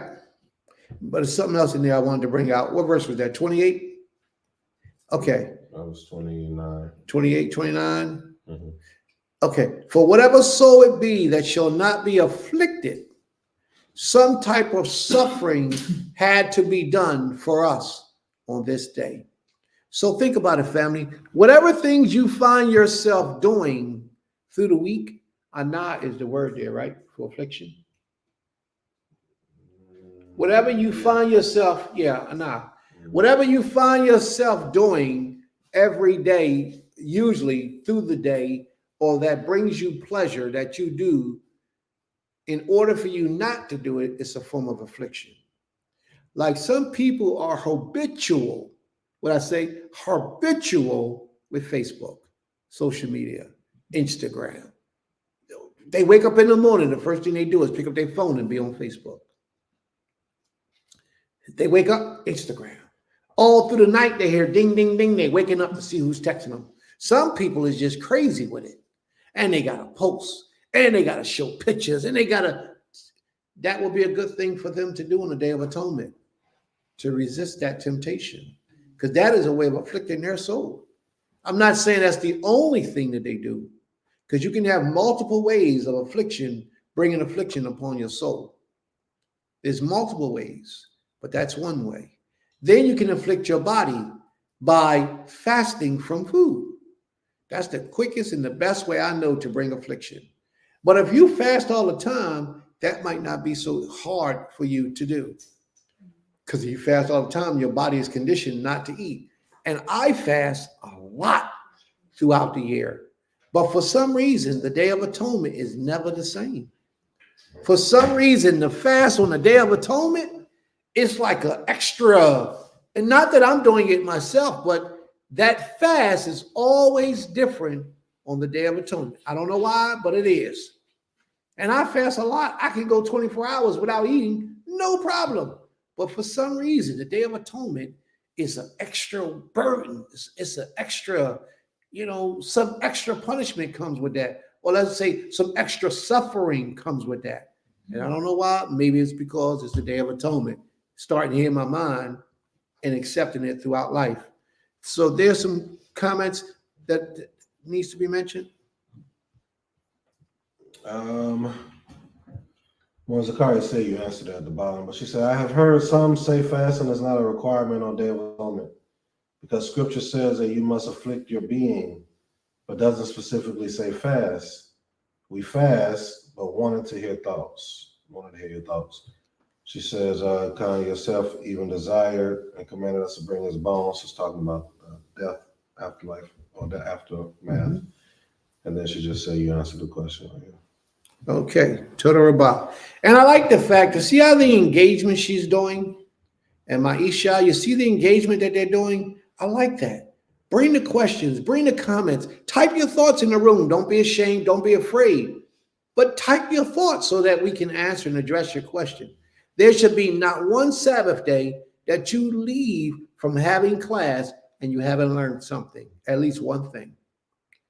Every Shabbat, you should learn at least, at a minimum, one new thing, because that will bring you closer to the oneness of the Almighty. All right, let's read on, please. 30. And whoever does any work throughout that day, I will cause that person to perish from among the people. There it again, that punishment. You shall perish from amongst the people. Read on, please. Yes? I did. You want to take that, Mike? I did have a question about, you know how some people say that a baby, a newborn or a child, how could they sin? Like, especially a brand new baby. All right, come on up, man, because you're going to start a whole new conversation. Come on. Come on. Yeah, come on. Always got to be somebody. No, you're not in the camera yet. Come on, a little bit more. Keep coming. What, you scared of me or something? Come a little closer. There you go. The question, I'm only asking the question because people tend to use this during atonement, during Yom Kippurim, that a newborn baby shouldn't fast because it says afflict your soul. And what their question is, what are they afflicting? And how could, so I'm asking, like, what is your... Very good question. Very good question. I thought I answered that, but I guess I didn't. So I'm going to go into a little bit more detail. All right. A little bit more detail is this. The word in Hebrew for soul is nephesh. Nefesh is the word in Hebrew for soul. And that nefesh also translates as body. Okay? The chaya and the nefesh come together and you became a chaya nefesh, a living soul. Okay? So now, when the Creator says for you to afflict your soul, he wants you to afflict your body or afflict your being. Some type of way you have to bring affliction on your being. How do you cause a newborn baby to afflict his being? He said, don't feed that joker when he want to eat. You might cause you a little bit of problem because he's going to be crying. But that's okay. He ain't going to die because he don't get 2 or 3 meals. He'll be all right. But every child must afflict his soul. And if you notice, you got a newborn baby, they eating every 2 hours at a minimum. At a minimum. So a 6-hour fast for a newborn baby is a lot. It's a lot. They just turned down 3 meals because he's hungry. He's going to cry. Pacify him, pat him up, make him feel good, but make sure he afflicts his soul, afflicts his body. All right. We're not just talking about your essence of a soul. We're also talking about your body as a soul. Question? No, I was gonna just, no. You sure? Mm-hmm. All right. You sure? Because once we move on, we're moving on. If you got something that you're not clear about, please bring it up. Oh, I'm clear. All right. All right, let's move on, please. Torah Rabbah. I love these questions. These questions, it's exciting. You get so much more out of the lesson when people ask questions. All right, let's go. Where we at? 31. Do no work whatever. It is a law for all time, throughout the ages and all your settlements. It is a law. You should do no work forever. It is a law for all time, throughout all your settlements, all your generation, and all of your dwellings. Wait a minute. Wait a minute. We can't keep this when we go into captivity. This is a law for all your generation in all of your dwellings. So did the Most High know that we were going into captivity? He orchestrated it. Of course he knew. And he says, even when you go into captivity, I'm paraphrasing, even when you go into captivity, you keep these laws. It's just what thus saith the Most High. Read on, please. Now watch this, family. He's going to tell us when we're supposed to do it. It shall be a Shabbat of complete rest for you, and you shall practice self-denial on the 9th day of the month at evening. From evening to evening, you shall observe this, your Shabbat. Now, did y'all understand that? Let me break it down a little bit slower in a different dialect. It shall be unto you a Shabbat of rest. It shall be unto you a Shabbat Shabbaton. And you shall afflict your soul. Which day of the month did the Father say the Day of Atonement began? On the 10th day. On the 10th day of the month, you're to keep a Sabbath unto the Most High. But he says, in the 9th day of the month at even. So it began on the 9th day at even. So is the 9th day of the even the beginning of the 10th day? That's the second instance in the same chapter where we saw where the day started in the eve of the day before. Yes? So I do have a question. All right, you better come on back up. You just, I can't even explain that. Here she go. But let's go. All right, let's wish a question. Come over a little bit. And stop acting like you're scared of your husband. And, the question is, because earlier you said that it doesn't tell you how long to fast, but if it says it's from evening to evening, wouldn't that basically say you're fasting or afflicting your soul for that whole 24 hours? That's your question? Yeah. Thank you very much. All right, let's address that question. Okay, verse 31, I believe it is. Ye should do no manner of work. It should be a statute forever throughout all your generation. I'm sorry, verse 30. This is what verse 30 so. Whatever soul it be that does any work in that self-same day, that soul will I destroy from among his people. I'm sorry. Let's go to verse 29. Verse 29 says, for whatsoever soul it be that shall not be afflicted in that same day. Don't mean you have to do it for the entire day. It only means it has to be done within that day. And it doesn't tell you how long in that day it has to be. So the Creator says that the Day of Atonement will be for a 24-hour cycle. Basically, it should start at the 9th of the evening. It shall be. So he gives you 24 hours to afflict your soul somewhere within that 24-hour cycle. You follow me? I do, but that just leads to another question. Well, if it I got an example that could probably answer it. We just read of Sukkoth, and it said to dwell in booths for 7 days. And the one guy said to live in it, but the word is speaking of to dwell or to sit. You don't have to live in it. So, but 7 days we're keeping Sukkoth.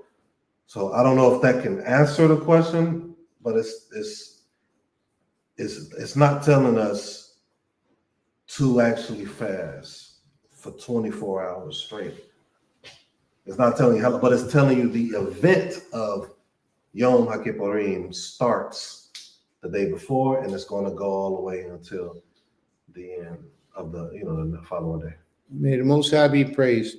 Does that help anything? Okay. All right. But customarily, the adults, we fast for 24 hours from sunset to sunset. The adults. Yes. I was gonna just possibly give like another example. Come over, man. Come on a little bit more. All right, there you go. Yeah, I'm gonna give another example. Just like on our weekly Shabbat, it's commanded that we come together for how you pronounce it? Mikra Kodesh. Mikra Kodesh. But it doesn't tell us how long we are to read, how long we are to be in this setting.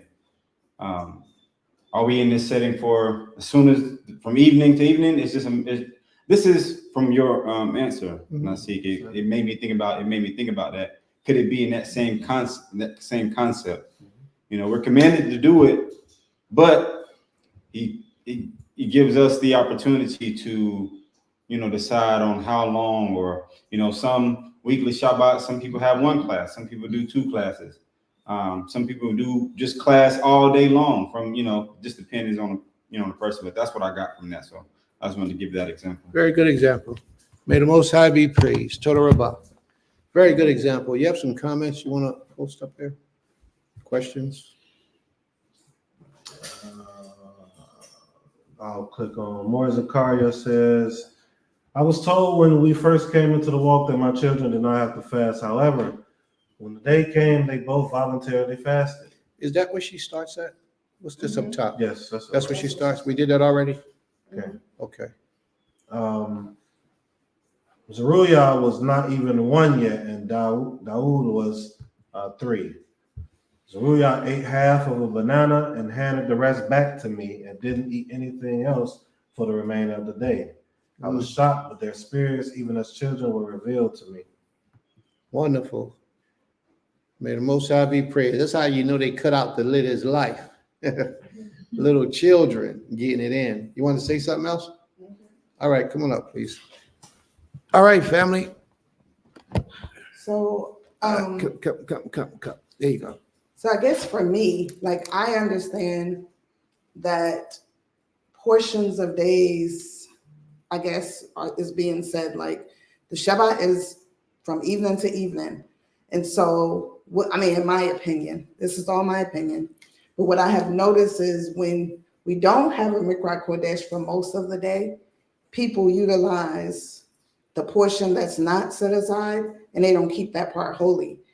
So, for me, I feel like it's when you're doing it 24/7 for that 24 hours, not for 24/7, but for that whole complete 24 hours. That's why some people have Friday night or a Rev Shabbat class all the way until the evening, because it leaves room for error. So, because in my mind, I'm just thinking about when you give a person, and I think for children, and this is just my opinion because I've gone through Sukkoth, Yom Kippurim, 16 years. And when I first came in this way of life, my children were, Ezekiel was a baby. Well, Ezekiel wasn't, when Yom Kippur came around, she was an infant. And then my other children were a little older, but they did it for 24 hours. And what I realized is that the only time people gave allowances is because the parents felt weaker because the children were crying. And so they gave into the children yearning for food. And so for me, it's just, like I said, it's my opinion. It just shows like, I don't know. It's the words I can't find, but I just feel like when we give into that, that just leaves room for error, in my opinion. And I could say Ezekiel, and even when Evan was a baby, we did it. They cried for a little bit, but most time other people walked them. If they wasn't with the nurse and mom, it helped. And that's why it does help to be a part of a community when you are going into these Kwadosh days, so that you have that support. But I know when my children would cry, somebody else would get them, and eventually they would go to sleep. So I think it's just a discipline, and I'm just conflicted about the portion of it. Not saying that that's not what's written, but I'm saying like in this day and time, I just see the error that can come from it. And I see it because I see it happen. Yeah, that's just where I'm at with it. All right. May the Most High be praised. Toda Rabbah. I appreciate your zeal. I appreciate your desire to be right before the Creator. And I understand that. Well, let me explain something. Mm-hmm. You only fall short when you don't reach your goal. So therefore, you set a predetermined time as to what it's going to be, and you fulfill it. Same thing when you fast for yourself. Like I just was telling my wife, I think this morning, that I'm going to have to go on a fast next month in October. I'm going to have to do a fast. In my mind, I decided, how long am I going to set my goal? And I said to myself, 2 weeks. I'm going to do a 2-week fast for 2 weeks. Now, if I only do a week, but yet I set my goal for 2 weeks, then I failed. First, I felt myself. Then I felt my spirit because my spirit is weakened because I didn't keep to my word. I didn't have enough strength to proceed and persist and make it through. So therefore, if you already understand that you don't have to fast the entire day as a child, and even as an adult, you don't have to. You set a predetermined time. I'm going to have my child to fast for 6 hours, which was our fast.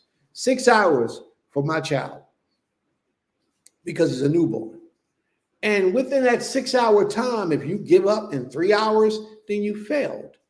If you give up in 4 hours, even if you go 5.5 hours, you failed because you didn't keep to your word. Giving your word is extremely important. And this is how, as adults, we have to even enter into our fast. If we say on the Day of Atonement, I'm only going to fast for 7 hours, then that's what you do. And some people might look at you as being weak, but some people are being honest with themselves, and they'll do 7 hours this year, next year 8 hours, the next year 9 hours, till they build up their discipline to be able to go a 24-hour fast. I'm not here to judge in that order. I don't think anything is wrong with that. If you're new to this way, a lot of things are going to be approaching upon you that you're going to have to make accommodations until you build up your spiritual strength. And if you've been in here 10 and 15 years, I don't see what it should be a problem for you to go for 24 hours straight with a fast. Personally, I think every adult should be able to go 24 hours without food. But a lot of people are not disciplined in their nature to do a 24-hour fast. It takes a lot of spiritual discipline and determination to complete that fast. You'd be surprised. But as a teacher in Israel for so many years, there's a lot of people who have never done a 24-hour fast. Never. And they're walking in Israel because it's just something that hurts them. I remember one time I put up a fast. We did a community fast for a lot of the people, and we invited the people on social media to do it with us.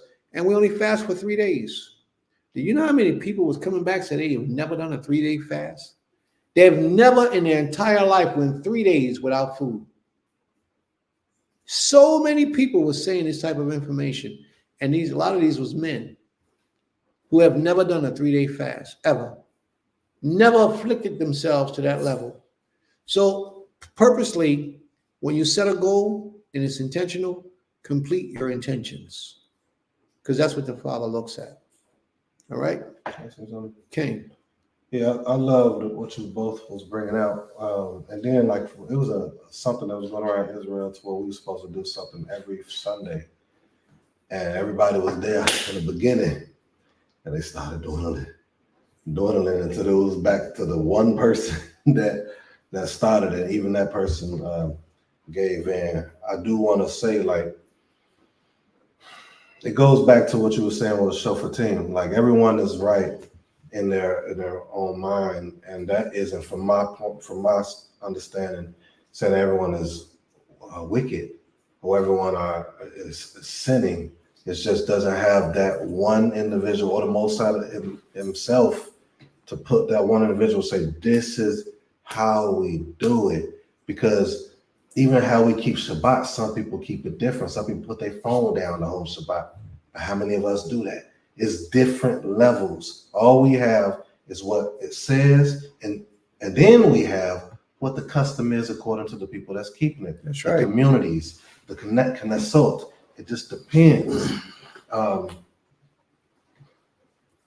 It just depends, you know. And we have different leaders that have different ideas of what something is, and there's nothing wrong with it in a sense, because I get what Princess is saying when they're saying it could cause. I'll give you an example. I was one that had a different way as far as how Shabbat was kept, but I used to get offended when it was taught that, hey, you know, they want to go out and party when I'll be shut down. Anybody that know me with Shabbat, I'm shut down. I'm studying, I'm reading, I'm praying, or I'm resting. Learn what Shabbaton really is.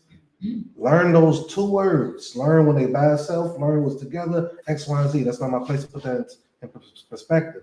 What I'm saying is we have different understandings, and I believe that a lot of people are pressing as hard as they know how. You know, some people know the language, some people know the culture, some people know the customs that they grew up in, 4th generation Hebrews, but yet they might be doing something that you might look at like, man, what the heck?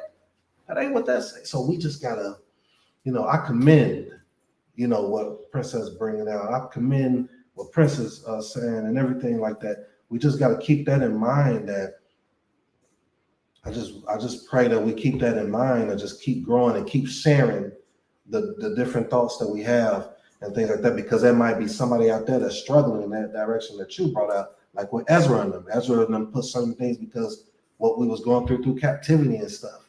You know, it's a lot. But I'm gonna pass it back to you. And you also got to keep in mind, and I like that point you brought out. I just want to jump on that just a little bit and take a little bit further. Okay. You also got to keep in mind the importance of community, because when you got people doing things and you're doing it and you're walking with them, it helps to motivate you to complete that cycle. You know, it helps to give you that extra oomph that you need to stick to it. So all that's important. May the Most High be praised. We have to keep that in mind. Total Rabbah, you want to say something? Okay, one last thing. Let me back off of pretty much everything that's been said, and like a conclusion. Come. There you go. Let me back off of everything that's been said, because I keep hearing, but we're in a time of judges, where every man, woman, everyone is right in their own eyes, and a lot of times it can be looked at in a way to where it's like, okay, well, if everybody's right in their own eyes, then of course there can be a lot of lawlessness. There can be a lot of errors to be made. But one thing we can also take from time of the judges is this: when the Most High gives us an opportunity for everybody to do, in a sense, what is right in their own eyes, the Most High still has an individual relationship with each of us. So if he gives you a standard for yourself, that's the standard that you must walk by. When we were in the time of the judges, a lot of people, you know, it says the Most High, he tries the reins of our hearts, right? So like Prince just brought out, if you set a goal for yourself, you have to keep that goal. You know what I mean? And that's just with any of us. If we set a goal for ourselves, you know, this time or the time of the judges was for the Most High to reveal to us ourselves, you know, because it's a lot of us that think we're right in so many different ways.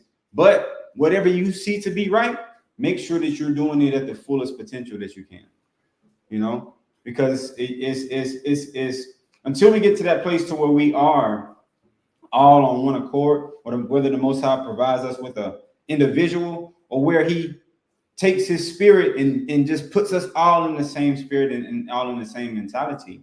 You know, this is the time where we have to I put it like you just said, you know, if I keep the Shabbat day a certain way, and this person right here keeps it a different way, sometimes, like I said, I can be conflicted because this person is not doing what I'm doing, but I have to be obedient to what the Most High has told me to do, right? Because like you said, it may be an example. A person may be weak, so this year they might say, I'm gonna do 7 hours of fasting, whereas the next person might do the whole 24 hours.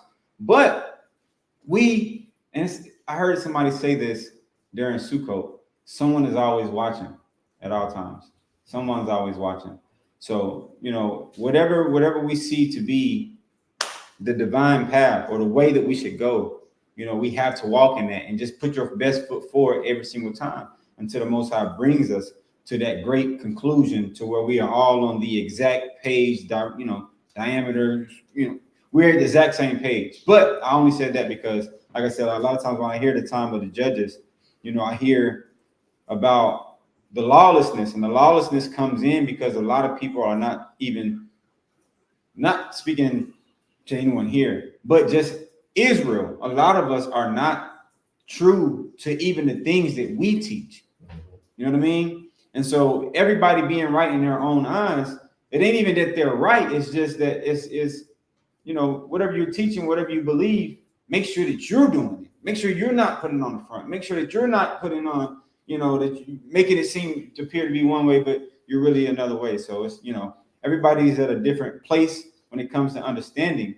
But as long as we have that common understanding, it'll help to keep us glued together a little bit more and keep us, you know, to where we may not all be on the same page, but we are on the same page. If that makes sense. All right. May the Most High be praised. Let's be on the same page. Can I ask a question? When it says, You want when it says affliction, right? Yes, come on up so they can hear you, please. All right, got another question. When the scripture refers to affliction or afflicting your being or afflicting something, to me it seems like you are actually punishing Absolutely. yourself, Mhm. or putting punishment on your being, right? Mhm. There's a measure of punishment that people can handle, right? People can handle certain measures, punishment in measures, right? And other people cannot handle the same thing as other people. Mhm. So I think affliction is an individual thing, not necessarily a global or a community thing. Of course, we have to afflict your being, but what is affliction to you? How are you afflicting your own being? Are you really afflicting your being by not eating food? What is it?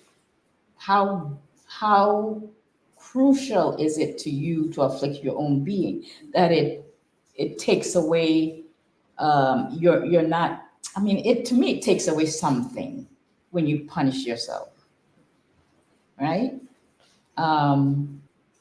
So I'm saying there's a measure of affliction to each person, and it might not be a collective thing. All You right. understand what I'm saying? Okay. I hope you do. May the Most High be praised. Total Rabah. Very much understood. Oh, somebody else? I look at it as like, Come on up, come on up, come on up, come on up so they can hear you.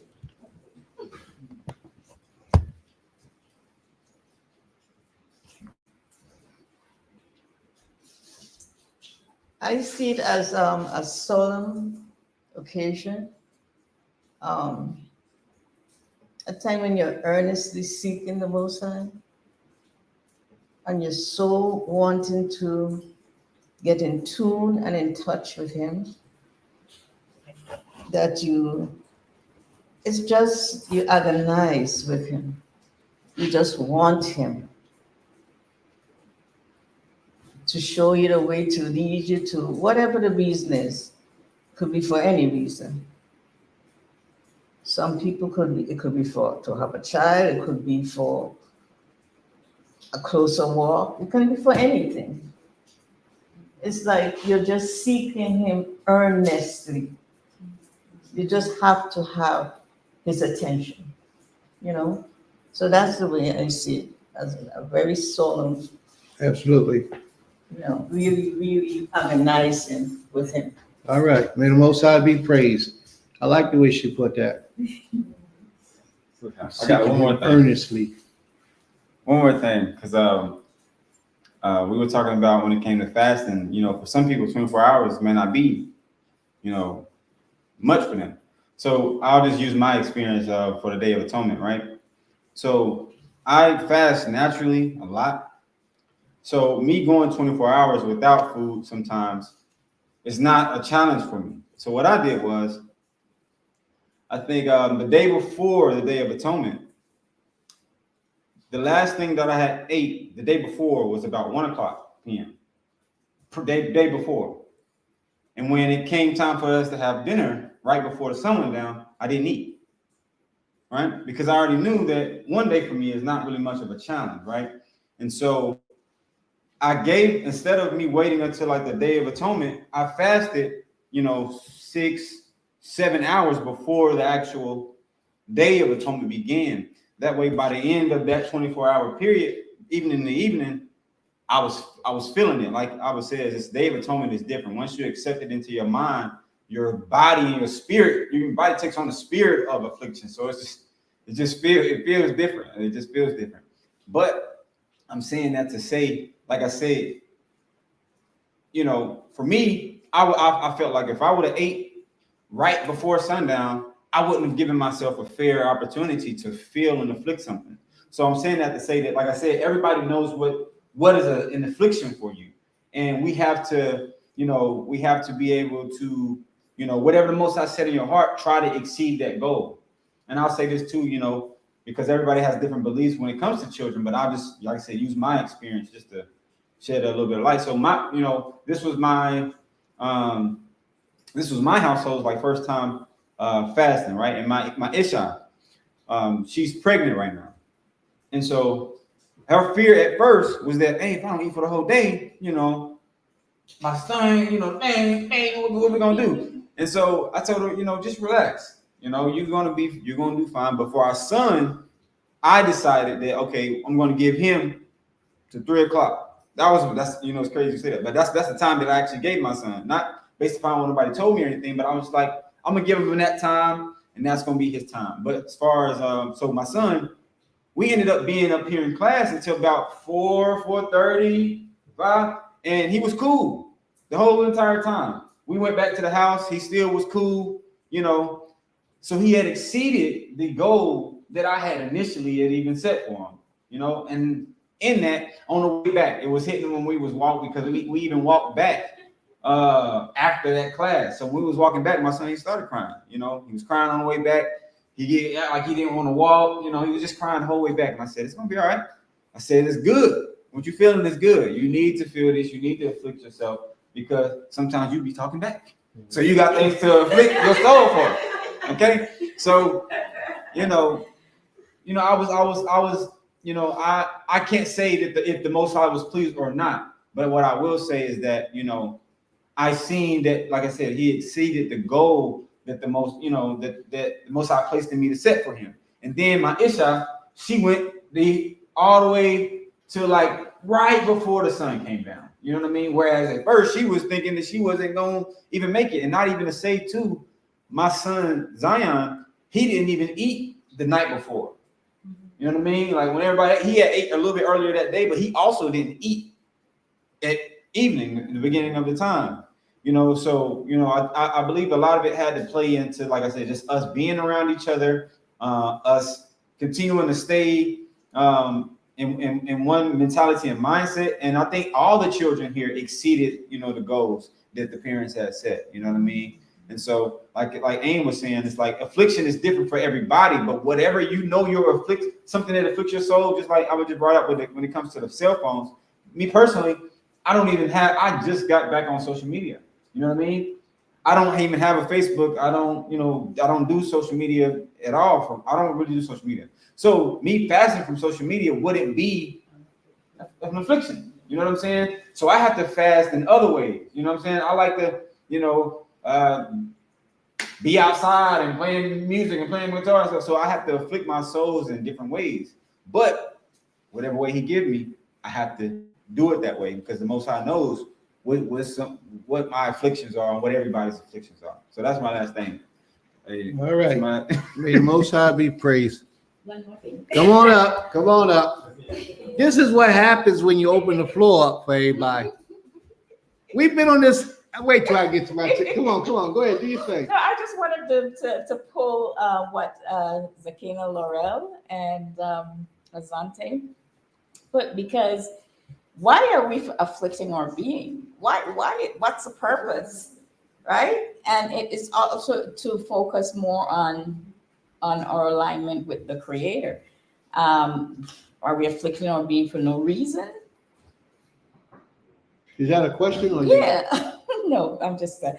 But it is actually to get in line with our Creator and whatever we see that our needs are, and whatever He wants to reveal to us as a result of us doing what He says to do. All right. May the Most High be praised. You up here though. You cool. One last thing. I think that this is beautiful. Everybody's saying, and just listening to everyone confirms what it is that everyone is saying. It's different thoughts. It's different. We have the set thing. Like Zakina asked that question, or Anquetet asked that question, and then Princess said it's in the commandment, right? Why are we doing Yom HaKippurim every year? It's to improve each and every year. Some people have different ideas of what Yom HaKippurim is. You may have to improve in speech. You may have to improve in attitude. You may have to improve in conflict resolution. But every year it's a commandment to do for us to be closer, get closer, because when that time do come in Zechariah 14 that you all brought out, we better be in order. When that time do come and we have to get our land back, we better be in order. All this stuff matters. Fasting. Some people, I've been hearing everybody say food. When I fast, it's no food or water. That may be everybody. I don't know. But that's not like for me, it's a fast. It's different levels with everything. But we don't want to, as Princess brought out, we got to put that standard, that strong standard, because people do look for a way to get out. So with that, I just wanted to end with that. I just want this to be known. I just want that to be known. That I did my best to try to keep this a short class, and for some reason we haven't even gotten to the main topic yet. No, we didn't. So please forgive me for not keeping my word, but I did everything in my power to keep my word. All right, you want to come up? And we still ain't done with the Day of Atonement. Shalom.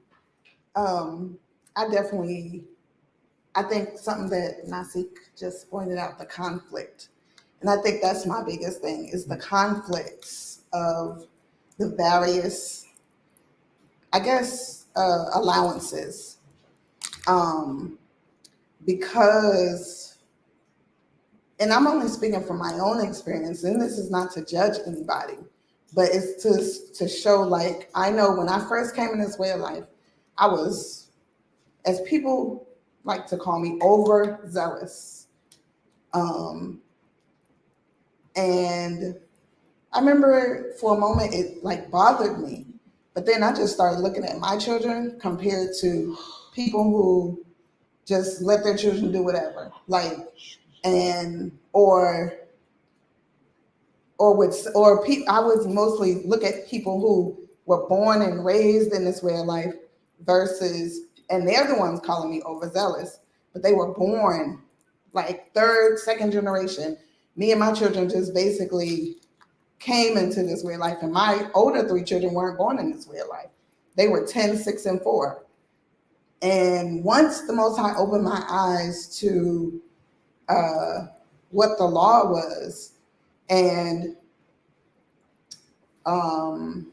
it could just be me because the way I was raised, discipline was something that was consistently drilled into me. So once I decided what I wanted to do with my walk with the Creator, and of course, those are my children. So as their mother and as a single mom at the time, they had to do whatever I told them they were going to do. I set the rules. And so we all, acknowledged ourselves as Hebrew. And so for me, I think the conflict of where the error can come in, because I've seen it happen, especially like on Shabbat day. Like, let's say like we break right now, we might go out there and start having conversations that has nothing to do with the Shabbat because it's just so easy to err. And so for me, that afflicts my soul, honestly, because I'm sitting there amongst us and I know we're doing our best to be righteous, but you can get very comfortable leaning and going away from it when everybody else around you is doing it. And I know for me, it has happened. It happened even like for me, Yom Kippur. I set a time where I said, we're going to eat at this time, because I knew the closer we got to Sunday, it's like a bleed, it's like you have to, it's just for me, it's like almost for me biting my nails, because it's just like, okay, the Most High is watching. And if I'm a part of something that I feel like we're erring in a way, because we're like on the line, that to me is real cringing, you know what I mean? Gut cringing. So it's like I sit and I have to just deal with it, or we talk about it. But because this was open up today, the Most High is, I guess, leading me to talk about it. So those are the things. Like I understand that we all have our own, way of understanding of affliction. But I would also implore us as a community to have a standard that we all are going to commit to and be comfortable committing to it. Not a forcing commitment, but something where it's not, I guess, when nobody is feeling like we're doing our best not to err in the process of being righteous. And that, we help each other uphold that standard, because sometimes we get very comfortable, like, okay, well, we said this, but, and it's not the first time, it's like when we set a time, we got to commit to it and do it, because when we don't do it, that's when it can become a problem. And I know for a while we've been like, okay, we're going to eat at this time, and we don't do it. And then when it comes to something as important as Yom Kippurim, and we don't keep the time and it bleeds, it's like, okay, what is the Most High going to do to us? And then just me, because I haven't even shared it with my Ish, but for me, I'm sitting on pins and needles, because I'm like, well, what's the next thing that's going to happen negatively because we allowed a room for error? So that just could be an issue that I have to work on, but I have to express it, or else I'm going to be sitting on pins and needles. And people may think I'm super strict about something, but it's because it's something inside of me that's just not comfortable with, leeway for error. So that's it. All right. Toda, may the Most High be praised. I can turn my computer around now, right? You got some. I got some too. Oh, gosh. No, you got some. I'm done. I ain't gonna keep I going. think this is just a day.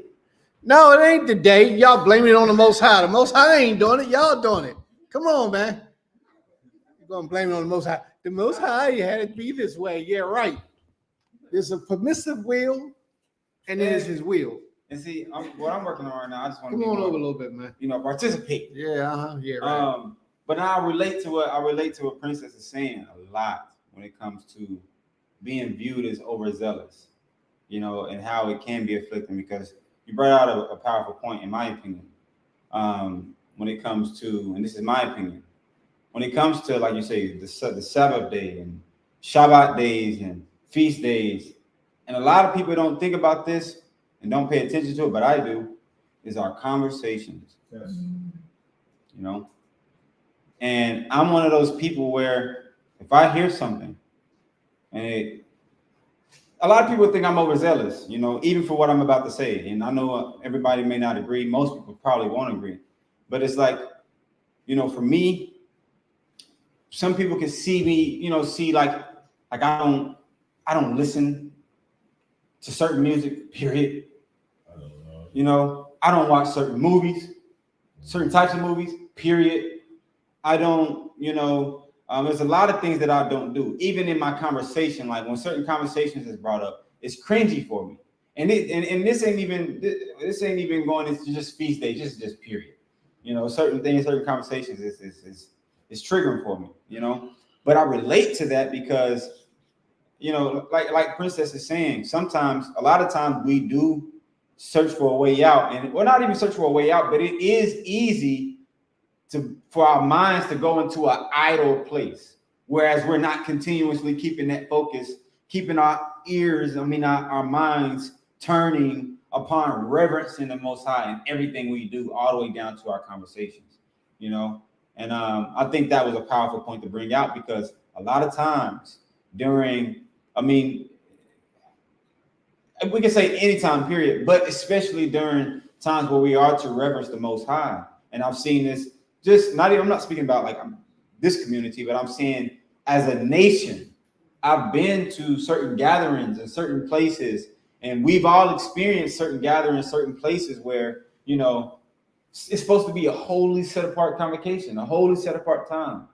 And some of the things we discuss have nothing to do with that appointed time, and sometimes we have to keep these things in mind, because whenever we're supposed to be giving our reverence to the Creator through our mouth, through our essence, through what we're doing, and we are talking about things that have nothing to do with that, in a sense, if we were to, in a sense where people would think you're overzealous, we're giving reverence and our energy, to something else. You know what I mean? Something else that should not be being discussed during a certain time or during such holy and high holy times. And so I just related to that, and I just wanted to express that, because a lot of people see me as overzealous because, like I said, I don't have social media, period. You know what I mean? Certain things I don't do, period. And a lot of people say, man, that's, well, you kind of extreme, but that's just me. Like, it's certain things that it's just like the Most High. I can't say the Most High, but it's me. It's certain things in me that's just like, I can't do it. It makes me cringe. It makes me feel like I'm straddling a fence, And so I appreciate you bringing that out, because it gave me also it gave me confidence to also share, where at times I have felt that same way, overzealous, and felt like, hey, what is the Most High gonna do to us when he hear what we're talking about? You know what I'm saying? Or he see what we're doing, So I agree with that. And I ain't gonna say that one last time. I got some. One more thing. Anybody else?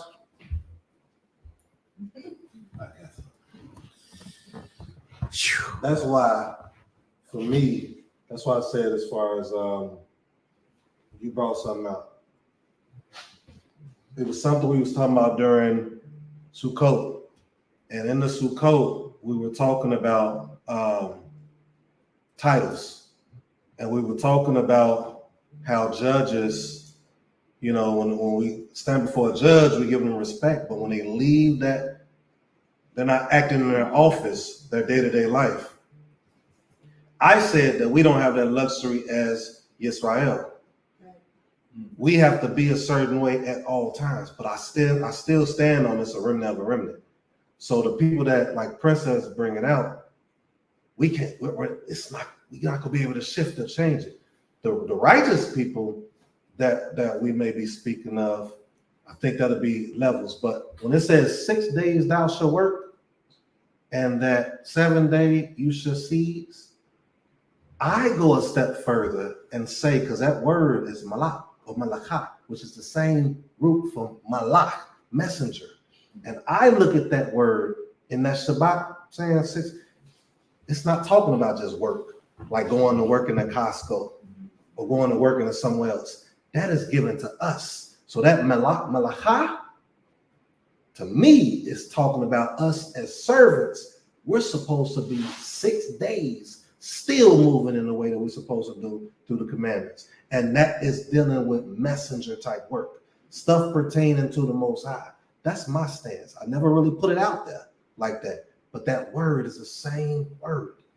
Same word, work. But it's not work as in abodah. It's different. So when I'm speaking, abodah. Okay, it's not that. It's not that. So in this Leviticus 23, I'm still bringing it back to where we at. When it says 6 days thou shalt do, 7 days, that word is malachah, which is the same word as malach.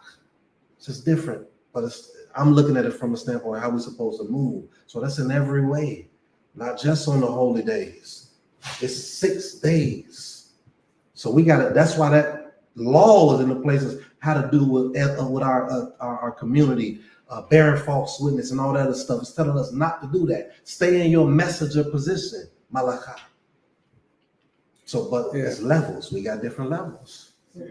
Work within the confines of the law. Yes. Well, I think malakah means to kneel. I believe it means to kneel. Can you check that for us? You got to tell them to check that without messing it up. I think it means to kneel in some type of way of reverencing, worshiping. So yeah. So that would still mean that 6 days you still reverencing and honoring the Creator. In this sentence, what I'm talking about with the malachah, Mm-hmm. and whoever does any work throughout that day, Mm-hmm.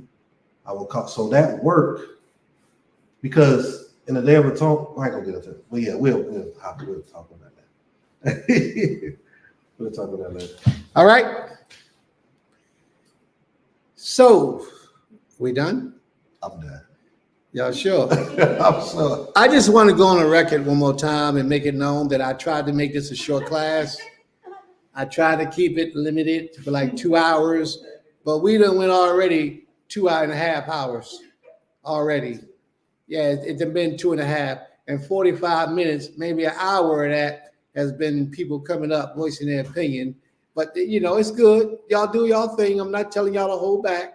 Y'all keep on doing what y'all do, because everybody has to be thoroughly understanding when we lead this class, what this thing is about.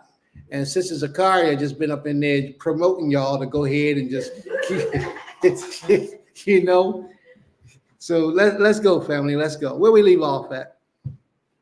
We are in verse 31, the end of 31, so 32. Okay, 32. Go, great. Leviticus. Why he put 23? Leviticus 23 and 32. It shall be a Sabbath of complete rest for you, and you shall practice self-denial on the 9th day of the month at evening. From evening to evening, you shall observe this, your Shabbat. And I brought out that part where it says, if you go all the way up to the first part of it, it says in 27, also in the 10th day of this 7th month, there should be a day of atonement. So the day of atonement actually started on the 10th day. But in the verse in 32, he says you started the 9th day of the month at even, to let you know that the days began in the eve of the day before. That's the second instance. And that's where we left off.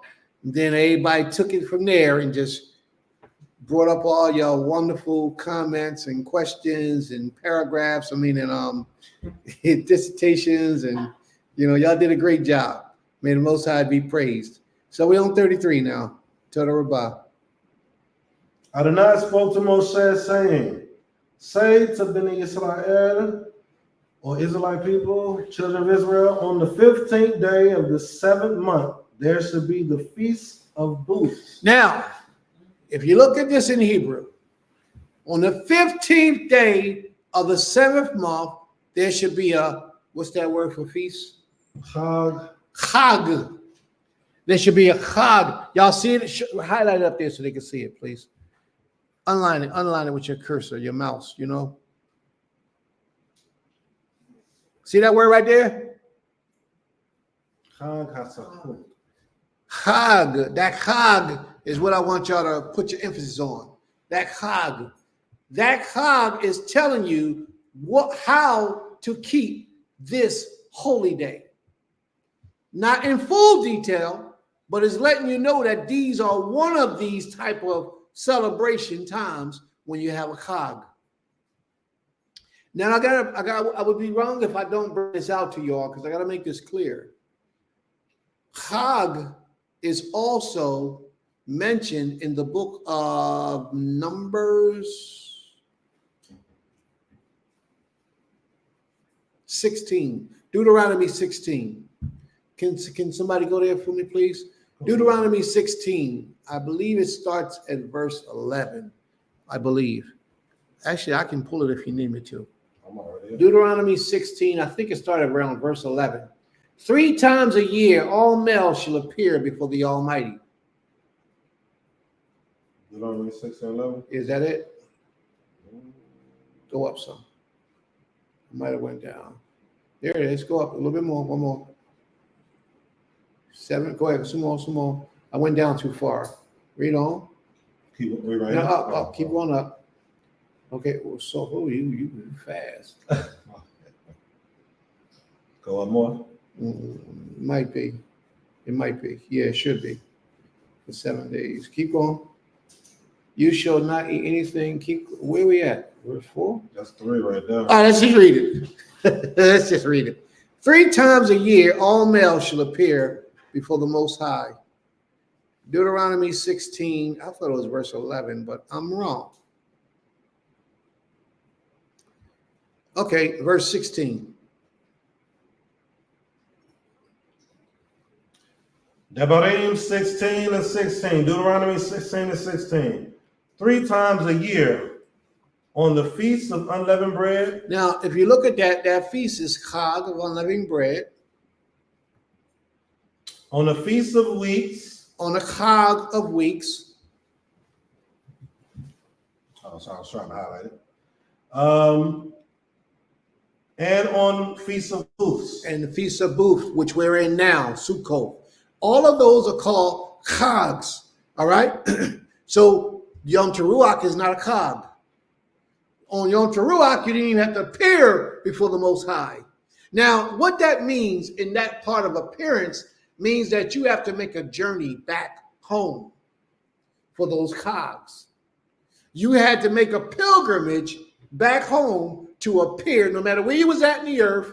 Those 3 times a year, you made that Chag or that journey, and you return Hashuv, back to the Most High. Those 3 times a year.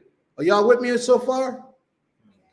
The Islamic people knew this because they studied our scriptures. And the Islamic people call their pilgrimage a Hajj. They get it from the Hebrew word Chag. Celebration, feast. They get it from our Hebrew word Chag, and it means to return. They call it a pilgrimage.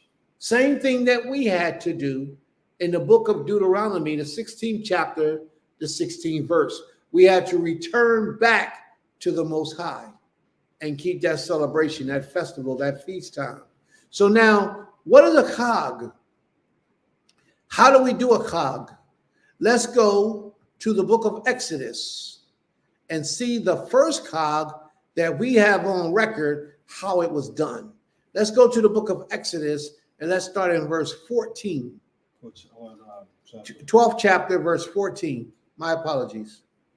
Exodus 12 and 14. Now we get into the subject. And y'all might want to go out and invite some people to hear this portion of the lesson, because it's going to be very enlightening for a lot of people who still have questions. You might want to invite some of your friends. You might even want to invite your spiritual leader out, because he may not know either. So we're going to touch on some things. So let's start. Exodus 12 and 14. This day shall be to you one of remembrance. You shall celebrate it as a festival to Adonai throughout the ages. You shall celebrate it as an institution for all time. This is a Chag unto the Most High, the Feast of Unleavened Bread. Is also included the Passover in this Feast of Unleavened Bread. Read on, please.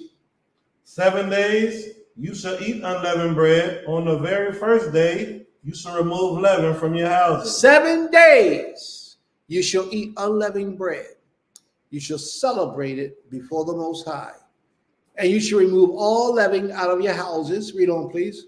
For whoever eats leavened bread from the first day to the 7th day, that person shall be cut off from Israel. There's that punishment again, where the Creator says he will cut you off from your forefathers. You might not receive that in this life, but you're guaranteed to receive it in the life to come. Read on. You shall celebrate a sacred occasion on the first day, and the second occasion on the 7th day. No work at all shall be done on them. Only whatever. On the 7th day shall be a sacred occasion, and on the first day shall be a sacred occasion. No work. Why? Because it's a Sabbath day. No work should be done on them except Only whatever every person is to eat, that alone shall be prepared for you. So the Most High instituted to us that on this Chag, the only thing you can do is what everybody needs to eat. This allows us the opportunity to cook. Do y'all see that? He opens the door for us to have an opportunity to cook. On another feast, on another holy day, meaning another Shabbat day, we wasn't allowed to cook. But because he says this is a Chag, a feast unto the Most High, you are therefore allowed to cook. He makes that clear. Only what a man must eat, you shall cook. So you can eat breakfast, you can eat lunch, you can eat dinner, but we only usually do it on pertaining to that feast. But you can cook breakfast, lunch, or dinner. Anything that a man must eat on that day, you're able to consume. Do y'all understand that? So let's go back to the book of Leviticus, the 23rd chapter, verse 32, 33.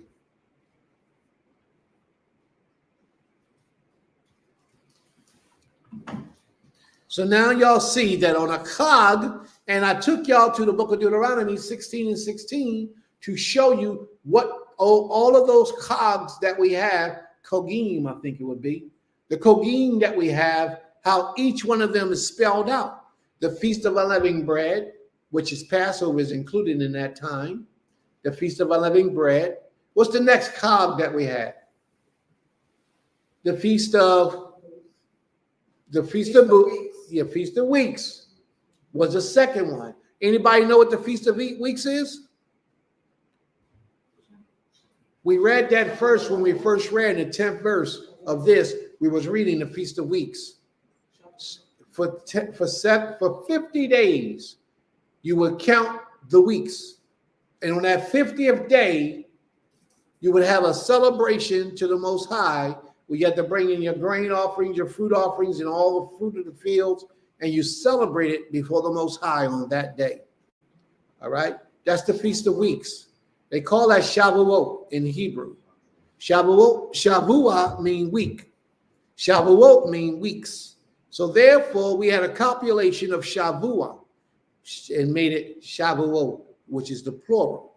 So Feast of Weeks combined together. 7 weeks, we kept that. 7 times 7 is 49. You start Shavuot, you start the counting on a Yom Rishon. Therefore, you end it on a Yom Rishon. And that very next day is the day of the feast, the 50th day. All right? So y'all go share that with some of the people that might need to hear that, because a lot of people don't understand when Shavuot is supposed to fall in play. Siwan. The 5th of Siwan was the Jewish man. I believe it's the 5th of Siwan when the Jewish man keeps Shavuot. They keep it a set time every year, but you can't keep it a set time every year. It goes according to when the moon cycle appears for you to begin your counting. But this one goes based on the grain. The grain has to be at a certain maturity level in order for you to keep it in its proper season. From the day you put the sickle to the grain is when you start counting. All right? The next Shabbat after that is when you start counting. And that's what we have to do. All right? The day after the Shabbat after that is when you start counting. All right? So let's go back down. Those 3 times in a year, each one of those was called a Chag. And if you notice, each one of those required you to have food to rejoice and to celebrate before the Most High. Sukkoth is that 3rd time throughout the year where we are supposed to appear before the Most High. And he also calls that a Chag. So everyone that is called a Chag requires us to bring a food, a celebration, and cook and eat and feast on that day. All right? So that's why on this day, Sukkoth, we are able to cook on the first day. And then it says, for 7 days, you shall celebrate this Chag. For 7 days. So that meant for 7 days, we were to bring and have a meal for everyone to partake of for 7 days. But then on the 8th day, it doesn't say anything about having a Chag on the 8th day.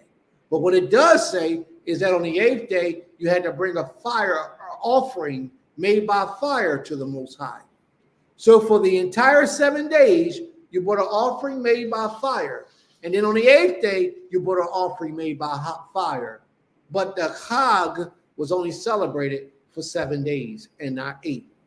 So therefore, the first day, you had a celebration where you made food, you cooked, you could do all that. And for the next 7 days, you can cook. But then on that 8th day, you could not cook. No cooking was permitted on the 8th day of Sukkoth. A lot of people want to question that and argue it and fight about it. But the scriptures make it clear as we read on, you'll understand. Now, see? Yeah, it's good. Hold on, we have a question. Avoda, yeah. Oh, wow. I'm sorry. Okay. Peace to Booth. Malaka Avoda. You want to come up? Well, it was just because you said the 8th day of Sukkoth, wouldn't it no longer, I mean, it's my understanding just from that Sukkoth ends on the 7th day evening, and the 8th day is Shemini Atzeret. It's still a part of Sukkoth. It's not, you don't have to dwell in booths, you don't have to have a feast, but the Creator said you should celebrate that for 8 days. Therefore, that 8th day is still a part of that celebration. It's a name of its own, but it's still attached to Sukkoth. Well, you'll see it'll come out when we start reading. That was a good point there too. Read on, please. 35. The first day shall be a sacred occasion. You shall not work at your occupations. 7 days you shall bring offerings by fire to the Most High. On the 8th day you shall observe a sacred occasion and bring an offering by fire to the Most High. It is a solemn God gathering. You should not work at your occupation. So on that 8th day, you weren't supposed to do any work. You keep it as a Sabbath. That 8th day was also acknowledged to be a Shabbat. For 7 days, you celebrated Yom. For 7 days, you celebrated Yom Sukkoth, Yom Sukkoth, for 7 days. So that meant you had to have a feast and a burning and a cooking and all that stuff for 7 days straight. That rain is coming down. That's what I'm talking about. Did you want to say something? All right. So you said the eating and the feasting. Yes. That means just because. Why don't you come up? Come on up. Come on. No, come on. Because you got a whole lot you want to say. And we ain't going to muffle nobody. Not on the Shabbat day. For those 7 days, so you said the eating, does that mean the cooking has to be done all day? Yeah. Or one We're big, permitted to cook. right? If you So- choose not to, you don't have to, but it wouldn't be a violation of law to cook because that whole 7 days is called Yom Hag Sukkoth. Right, so if we decided, every day just cook one big meal, No, that's feasting what you just said? Every day. of those, that week. If we didn't do breakfast, lunch, Well, you but don't we have to did do dinner, breakfast or if and we lunch. didn't do dinner and we just did breakfast As and long lunch. as you have a celebration, a chag, a feast. That's, I'm just. So if you make a breakfast a feast requires multiple things. Yeah, Most of the time in breakfast, you got one or two things, usually. Because I get a bowl of cereal, that's considered breakfast. yeah. No, I mean, well, I know when we do breakfast, we do multiple things, so Yeah. I'm asking, so I'm just asking. If in your heart you feel like that's a feast, Mhm. then so be it. As long as you keep a feast that day before the Almighty. What we used to always do was do it the day before. Once the sun go down, we would have a feast that night. And that way, on Friday night, we didn't have to have any feast. We was always in the bounds of the law. But a lot of people like to try to do it once the sun comes up. You could do it either way, but it was just simpler for us to do it at night. Yeah, I mean, I think the first night we did eat. We ate every night, basically. Yes. But we had multiple, I'm just asking for clarity for multiple times of A food. feast. Solomon had a feast, and it lasted, what was it, 2 weeks? 3 weeks? Ahasuerus had a feast that lasts 2 weeks as well. So yeah, feast means you can eat all day if you want. You're having a feast, a celebration, it's an event. It's a glamorous time when people come out and sing and dance and shout. You know what I mean? You have a good time. Yeah, it's like festive. And that's what it is. So if you want to be, I liked it when you said earlier how you go overboard to please the creator. You know, No, I understand that. I like it earlier how you said you give the creator extra, you know. She sounds like she's trying to say, well, once I cook breakfast and it's a big breakfast, that's enough, right? No, that's not what I'm trying to say. Well, what you trying to actually. say, actually? I just wanted to see in there, Yes. is there a set amount of times you have to cook? No, Okay. no. That's- You can cook as much as you want. Or have one time. Or that one time, Or you can have one big feast. One big You meal. don't have a feast. You can- everybody could be for themselves on breakfast. But when we come up like we come up, like everybody up here on the hill at the house of worship, and we all camped up around the tabernacle, the Miklah Kodesh, while we all around that, let's have it. We stay up here, we can have breakfast, we can have dinner, we can have lunch, we can have breakfast, we can have dinner, we can have lunch, we can have breakfast, we can have dinner, we can have lunch 4 more times. Breakfast, lunch, dinner, and then we all cool. So then, Here she goes again. no, because Oh, you done just started said, something. speaking You in the done started zealousness. something. So if we are zealous about having a feast all day, what's the issue with having a 24-hour fast all day for everybody? Because it's still the same zealousness. You notice the difference? You can. Don't mean that it's mandatory. Right, but That's we do. Yeah, you see, Shavi, Babakasha. Toda Rabbah. May the Most High be praised. Thank you very much.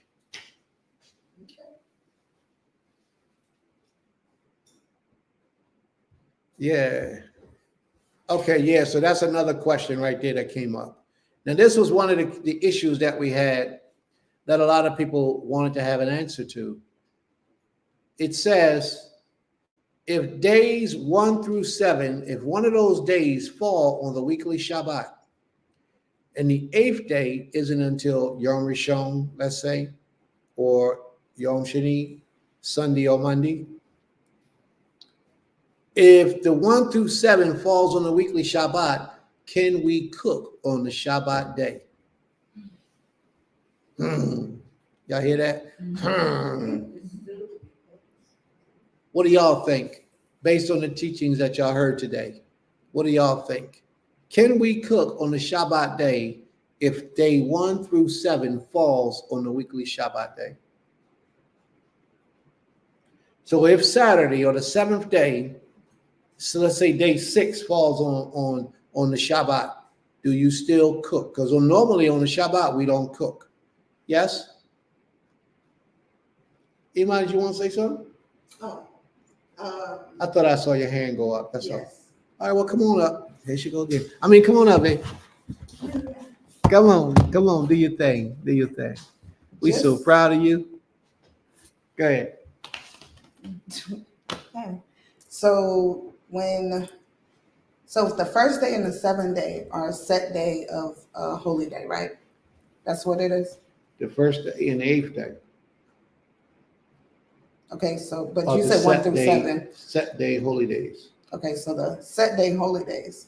So the first day is the set holy day.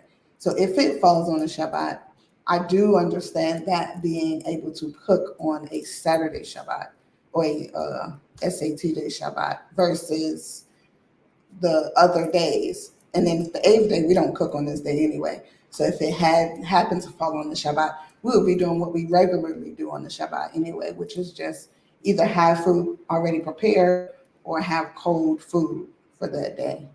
But just and that's only from my reading and understanding. I didn't see where the 2 through 7th day, 2nd through 7th day, were a Shabbat day, were set as Shabbat days. You get what I'm saying? Yeah, Because sure. Shabbat is a Shabbaton, but the Uh-huh. 1st and the 8th day are Shabbat days. But the 2nd through the 7th, from what I understand, are not. They are included in the week of a holy week, and we feast, but not as Shabbat days. Okay. Thank you. That's a great point. That's a great question. And a lot of people will do things differently. A lot of people will teach things differently. My understanding is that if you cook on the Shabbat day, on that particular day, you are not in violation because the Creator has already commanded for you that you are able to cook on a cog. That's because that's a part of Sukkoth. Because that day is a part of his Sukkoth, it gives it an exclusion. Because the Creator has set a foundation, just like if the 7th, the first day is a different day. But I totally understand your question. But let's read this. On the first day shall be a holy convocation. That's what sets the first day separate from the rest of the month. I mean, the rest of those 7 days. It's going to be a holy convocation. The rest of the days are holy. They just not where we have to not do any work. He just said the first day you should not do any work. But the rest of those days are still set apart days. For 7 days. Okay, let's go back. 34. Speak unto the children of Israel. The 15th day of this 7th month shall be unto you the Feast of Tabernacles. For how long? 7 days. So that's 6th, 7th, 2nd day, 3rd day, 4th day, all the way up to the 7th day is still a part of Chag Sukkoth. Do y'all follow me? The Creator says, speak unto them on the 15th day of the 7th month shall be the Feast of Tabernacles, Chag Sukkoth. But Chag Sukkoth shall last for 7 days. That means feast for 7 days. That means you can cook for 7 days. But then it delineates and says, on the first day shall be a holy convocation. That means that day, he ain't finished yet, ye shall do no servile work therein. So the 2nd day is still a holy day. The 3rd day is still a holy day. The 4th day is still a holy day, all the way up to the 7th day. They're still holy days, and they're considered to be Yom Sukkoth for 7 days. And on a Chag, we are able to cook. So if any of those 7 days fall on the weekly Shabbat, it is permissible for one to cook. The first day is distinguished because there's no servile work to be done in it. Can't do any servile work in that first day. This day has to be kept as a Sabbath. And then it goes on and says, for 7 days you shall offer offering made by fire unto the Most High.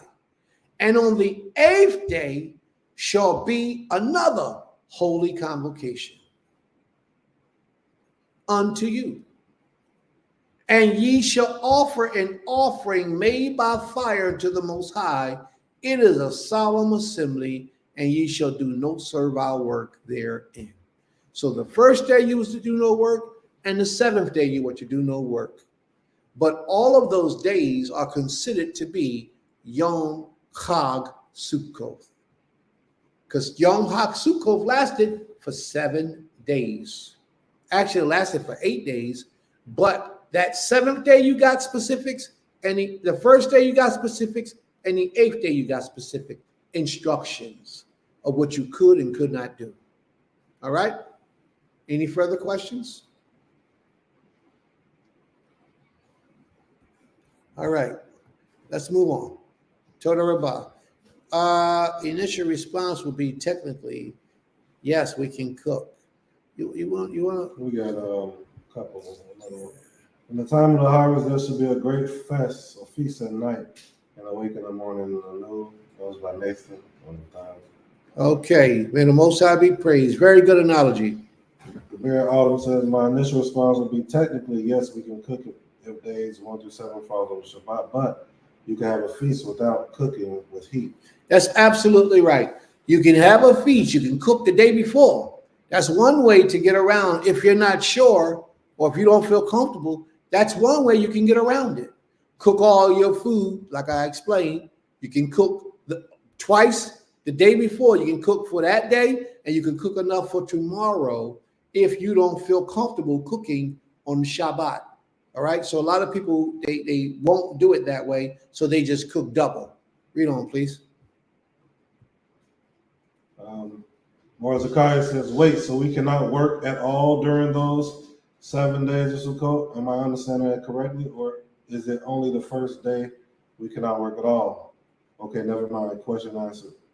All right. Very good. Just to make it clear, the first day and the 8th day are the only 2 days you cannot work. The rest of the days is still Yom Sukkoth, Yom Hag Sukkoth, but they're not. He specifically said the first day and the 8th day you're not to do any servile work, any laborious work. All right. Are there any questions? Any comments? All right. Let's see. You ready? Verse 36 again. 7 days you shall bring offerings by fire to Adonai. On the 8th day you shall observe a sacred occasion and bring an offering by fire to Adonai. It is a solemn gathering.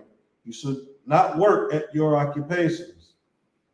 Those are the set times of Adonai that you shall celebrate as sacred occasions, bringing offerings by fire to the Most High. Burnt offerings, meal offerings, sacrifices, and libations on each day, what is proper to it. So he's talking about all of the stuff that we just read in the whole chapter. He's talking about. Read on, please. Apart from the Shabbatot, or the Sabbaths of Adonai, and apart from your gifts and from all your votive offerings and from all your free will offerings that you give to Adonai. Mark on the 15th day of the 7th month, when you have gathered in the yield of your land, you shall observe the festival of Adonai 7 days, a complete rest on the first day, and a complete rest on the 8th day. On the first day, you should take the product of hadar trees, branches of palm trees, boughs of leafy trees, and willows on the brook, and you should rejoice before your Elohim Adonai 7 days. How long are you supposed to rejoice? 7 days. Let's have a celebration, a party, get crazy with it. I like how this says. It says, feel or show great joy or delight. He rejoiced in her spontaneous and directness. He rejoiced when he saw his friend alive. He celebrated. He had excitement. He had joy. And that's how we're supposed to keep a chag. A chag. 41. You should observe it as a festival of Adonai for 7 days in the year. You should observe it in the 7th month as a law for all time throughout the ages.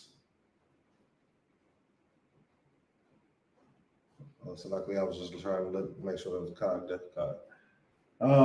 You shall live in booths 7 days. All citizens in Israel should live in booths. It doesn't say All live. citizens in Israel. All Israelite born. All Israelite born should dwell in booths. And could you please explain that once again, please? Okay, so it says yesh bu, which is multiple people. That word is the root is yashav, which is to sit or dwell. So if you was to say I'm sitting, you would say ani yoshev, or a woman ani yoshevet, or I want to sit ani rote leshevet. So it's literally talking about sitting for a period of time. So when we spend a night in the booths, that's what y'all will call extra.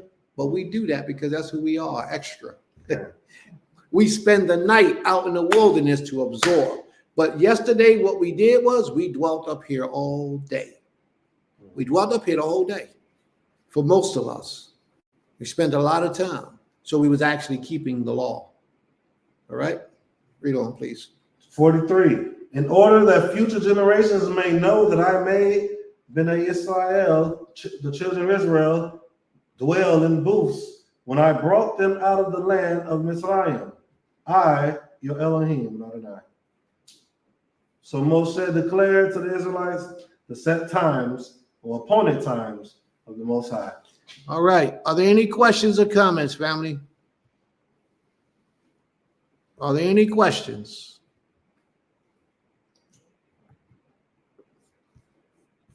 So we good? Everybody understand? So everybody know now what you can and cannot do on these holy days that we read about today? Benny, Ata Rotse Lidaber Tefila Akshav. Okay, go over it. Okay. So you asking me if I'm able to make prayer? Did you want to make prayer today? I'm not seeing where the Most High gave the 8th day the same Shmiriat said it. The name you read in the Hebrew, it says the 8th day. Okay, if you read it in Hebrew, you'll see. Can you just pull up in the Hebrew? Shmiriat said it, Yeah, I want to share the screen too. please.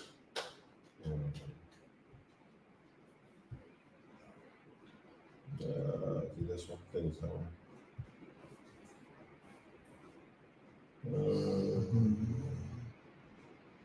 Okay, oh, there it is. It's right here. You see it? Shmini, and the next word, This is Shabbat. Shabbat. Shabbaton. That's the 8th day. All right. Let's see if we can. Okay, well, we'll deal with it later. All right. May the Most High be praised, and that's it for now. Any questions or comments before we close it out?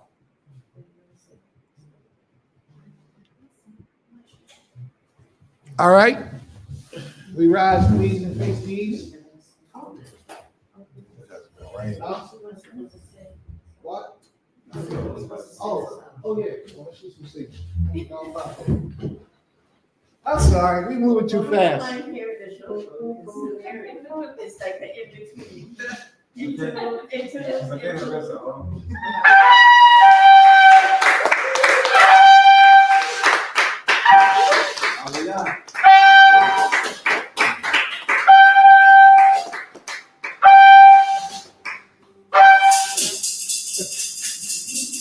Y'all go ahead and do y'all singing. I gotta make a pit stop.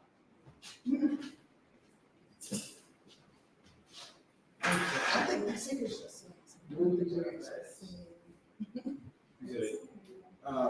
Look, I don't believe so. Hold on, let me turn off this stuff. Well, where's his mouse? There we go.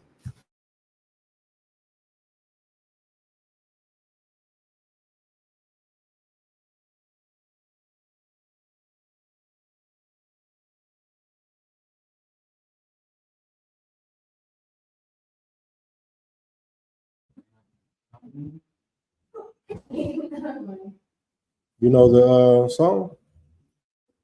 Look. I know the chord. Is it keyboard loud enough?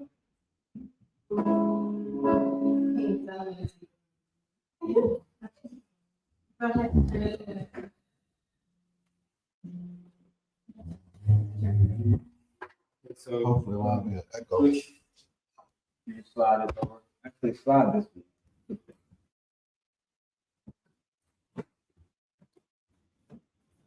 Slide it over.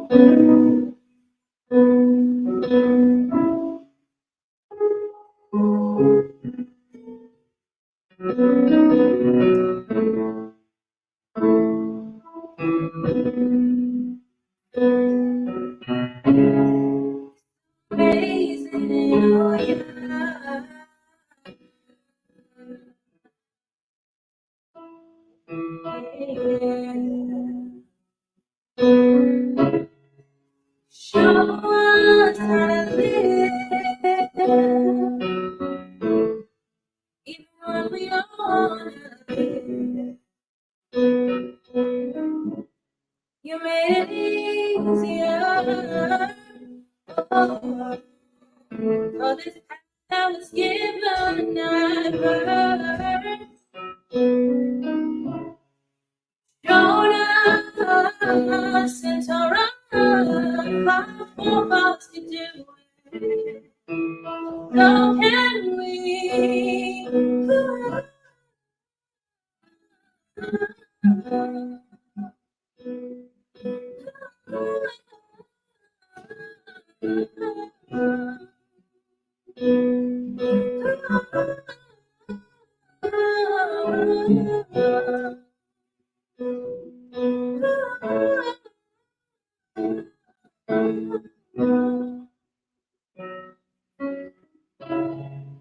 Show us how to live, even when we don't wanna live. You made it easier. Oh, that was given never. You showed us and taught us how us to do it. So can we?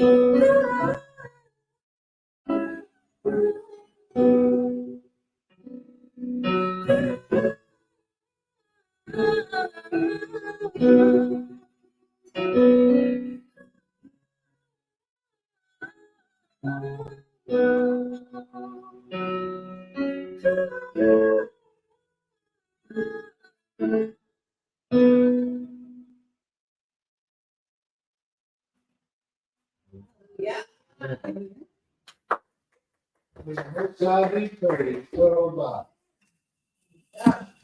Most High be praised. Album coming soon. Billions miles down. Sorry. Any more songs? Did you prepare something for today? Not for tonight. I can sing a song I've sung before.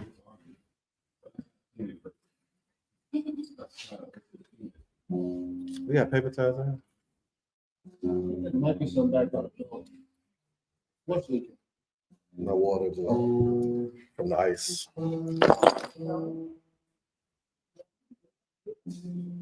I could find something else to use.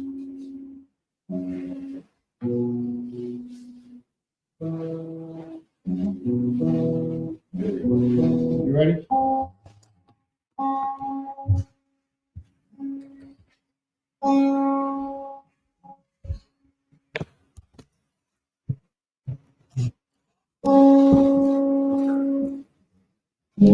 So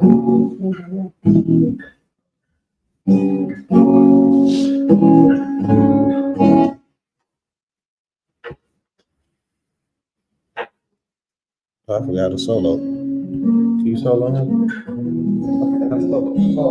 If you want to, you can play. To be honest, you're right. This is the same chord. This same chord. If not, I'll go ahead and start.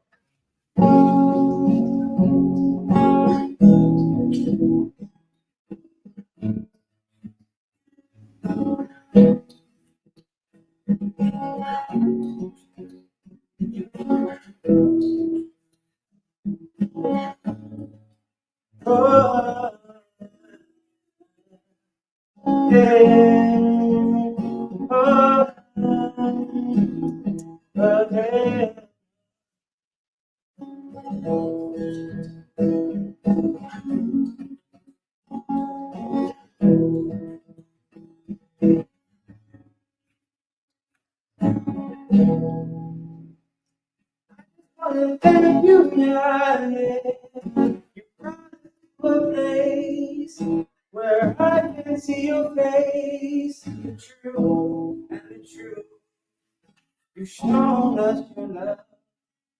You gave us your life. I give you my life. Even when I felt like giving up, you've never forsaken me. Even when I felt I did not have the time, no. You brought me back in line. Now I can realize I would be divine. Oh, and I would be divine. Oh, be divine.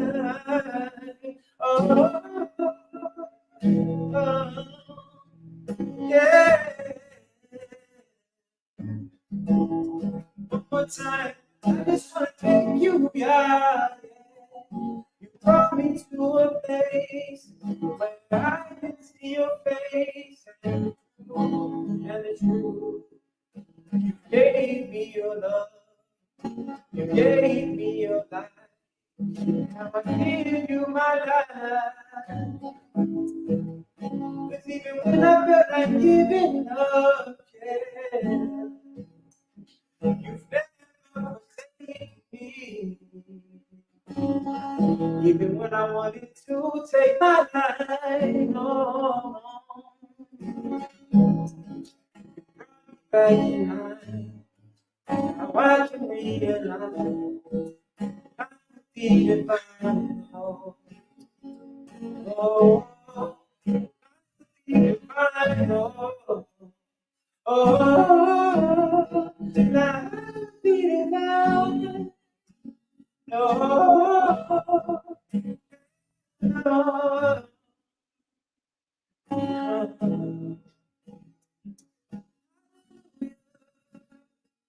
Hallelujah, hallelujah, hallelujah, hallelujah, hallelujah, hallelujah. I just want to thank you, yeah. You brought me to a place where I can see your face truth and truth. You've shown us your love. You gave us your life. Now we give you our life.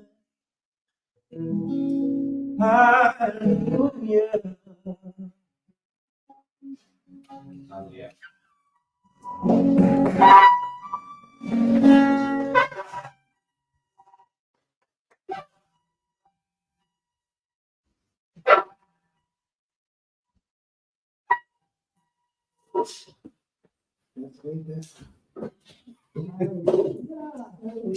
Hallelujah.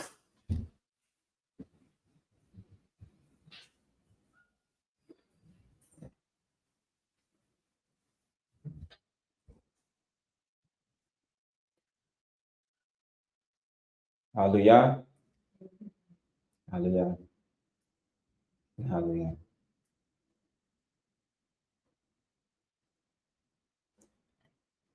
Most High Elohim, creator of all things, we ask for your permission to approach into your throne in all humility. Baruch atah Yahweh Tzedekot. Bara Hashmayim Baharet. Elohim shel Abraham, Yitzchak, Yaakov. Most High Creator, first and foremost, as always, we ask of your forgiveness for any uncleanliness, known, unknown, mental, physical, and spiritual. Abba, we say, Todah for this day, Todah for life, health, and strength. Abba, we say, Todah for the closing of your feast day, of the feast of Sukkoth. We say, Todah for giving us and allowing us to make it through the entire feast. We say, Todah for everything that was brought forth on this day. We say, Todah for everything that you brought forth throughout the entire Sukkoth. We say, Todah for allowing all of us to make it here safely. We thank you for those that were able to make it, for those that were not able to make it, for those that will be here with us next year. We just say Todah. Todah for the messages that you gave us while we were in the wilderness. Todah for bringing us out of Egypt. Todah for bringing us out of Egypt and bringing us into the wilderness so that you could teach us your ways, so that we would gain a stronger understanding of who you are, of your oneness with everything around us. For even in the wilderness, you only gave us a portion. So Abba, we say Todah for these things. Thank you for these things. Thank you for every vessel, Abba, that is celebrating Feast of Sukkot, whether they're doing it, whether they have done it this week with us, whether they're going to do it at a different time. But for all those that will keep Sukkot, Abba, we ask that you bring into their remembrance the importance and the reality of things. Show us the things that are most important in you. Todah for the wilderness experience, Abba, and you showing us that. All we have to do is trust in you, put our faith in you, and rely on you wholeheartedly to provide for us. That no matter what condition we are in, whether we are in a mansion, a palace of a king, or whether we're just sitting in booths made by trees, no matter where we are, Most High, you are with us. But we thank you for taking the time to bring us into your sacred place, for showing us who you are, bringing us into the place to where you can plead with us face to face. So we say Todah for showing us your face, Most High. And we ask that you shine and you show your face upon us and you give us mercy and grace as we are trying to correct the things that we have done wrong. We say Todah for the passion that each of us have, for the zeal, for the zeal that each of us have in pleasing you. And we ask that you continue to feed that zeal, that we may be able to get on one accord and truly understand your oneness with us. Allow us to reflect on the things that you have shown us throughout this entire year so far, through your high holy days, your teachings, the messages, physical, mental, spiritual messages that we need to become one with you in mind, body, and spirit. Keep us in a place of humility, Abba, that as we are learning and coming back to your ways, that we are always able to stay focused on what these feast days are to teach us, rather than only what the feast days are. Continue to bless those that are part of Beulah. Continue to bless those that are not a part of Beulah. Continue to be with us here at Beulah. Continue to protect us. Continue to protect those that are not physically here on the land, but are still associated with us. Continue to protect them. Continue to protect Bayit Manzan and the work that you have for them to do. Continue to protect us all, Most High, as we continue to just do what it is that you have placed and called us to do as a community, as individuals, as families, as homes, as bodies. Continue to keep us in our rightful place. Continue to bring us back into the righteous, into righteousness overall. But most importantly, Most High, continue to just give us portions of your wisdom, your knowledge, your understanding. For none of us have it all right now, but we do understand that there will come a time where you will reveal all things, and that there will be nothing that is hidden, that will not be unhidden. Most High, we thank you for the rain. We thank you for your nature. We thank you for the tree. We thank you for everything that you have done. We thank you for everything that you have given us. But we understand that we take a lot of things for granted. And that is one of the things that you was, are, and will always continue to teach us as we remember our time as we remember and memorialize our time in the wilderness. Keep us in the place of humility, Most High. I cannot stress this enough, because during our journey in the wilderness, it was our humility it was our lack of humility that kept us in the wilderness for so long. It was our lack of faith that kept us in the wilderness for so long. We ask that you allow us to get it right this time, and that it doesn't take for a generation to die off in order for us to see you in your truth and your glory. We ask that you give us the opportunity to get it right this time, so that when the return happens, as Nasik has said, as Prince Kazardar has said, Princess Medaya has said, as all of your servants have said and prayed for, that we will be on one accord and that we will be in order.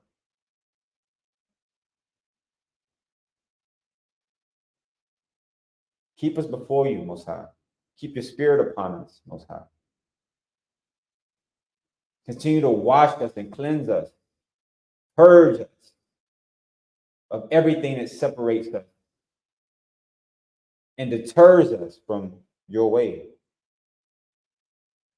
For those of us that are lost, Most High, and are still lost in the wilderness, we ask that you bring them back into the fold, regardless of whatever understanding they may have. We ask that you bring them back into the fold, if it is your will. Allow them to see the things that they need to see. We ask that you protect every soul, every vessel that is under the sound of my voice, those that are not under the sound of my voice. Continue to protect our children, our family, those that are in this walk, and even those that are not in this walk as of yet. Continue to be with them. Continue to be that still voice in the back of their minds. We are nothing without you, Most High. And there is nothing on earth. There is nothing on this planet, Most High, that is more important of just your spirit being upon us alone. So anything that's keeping us in a place of idolatry, anything that's keeping us in a place of being over materialistic, Most High, we ask that you remove those things so we can see you in your purest form.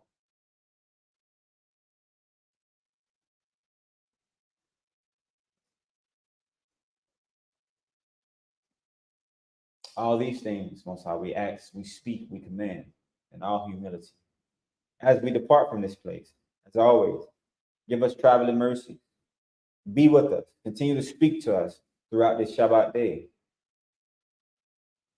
Continue to complete us and make us perfect in your eyes, that we may be pleasing in your sight, that we may be a body without blemish, spot, or spoil. Keep our hearts in the right place. Continue to allow us to love each other through these differences, through these confrontations. And Most High, as we get ready to go into this season of the winter, and as we prepare for a time of death and a time of dying and a season of things passing away and dying away, continue to shed and purge these things within us, that we may be able to walk as new souls in new vessels when it is time to spring up again, when it is time for us to put our best foot forward, when it is time for us to start these feast days right back over. Give us a newer understanding so that we're not repeating the same things and the same old habits that we've been fighting and struggling and wrestling with. Keep us together, Most High, most importantly, regardless of where we are as a people. We've had many disagreements. We've seen this all throughout our history. We've always had disagreements. We've always had things we don't see eye to eye on. But this time, Most High, just keep us together. Regardless of what we go through, keep us together so that you can teach us your true ways. Allow us to not be separated to where we are not able to even build together as a nation. For strength in numbers. There's power in numbers. It's power in the collective energy. We ask that you keep us in that place and allow us all to remain humble so that we can see you in all things, so that we can be one in your oneness, so that we can be one with the nature as you are one with nature. Remove all fears, all doubts, everything, Most High, that is keeping us in a place of being stagnant spiritually. Remove these things. Remove the veils from before our eyes. We thank you.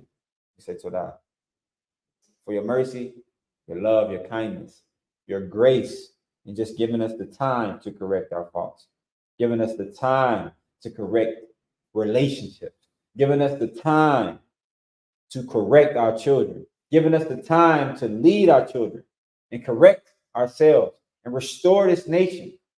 We say Todah for listening to the prayer of Moshe and not destroying us when you have the opportunity or when you desire to, because you have the opportunity at any time. But when the desire is in your heart, you have mercy upon us while we were in the wilderness. And we say Todah for that. And we will give you our best foot forward. We will give you our best, Most High. Continue to direct us and lead us that we may not go astray. And if any of us do go astray, allow it to be for your glory and your glory being shown and used in how you bring us back. So with all those things, as always, we ask and we pray these things in all humility. We say Todah Rabbah, Todah, Hallelujah, Selah, Hallelujah.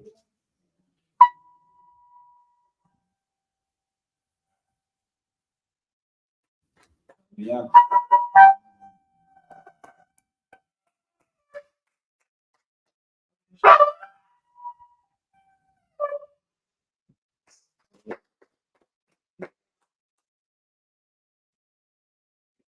Lord God be praised. I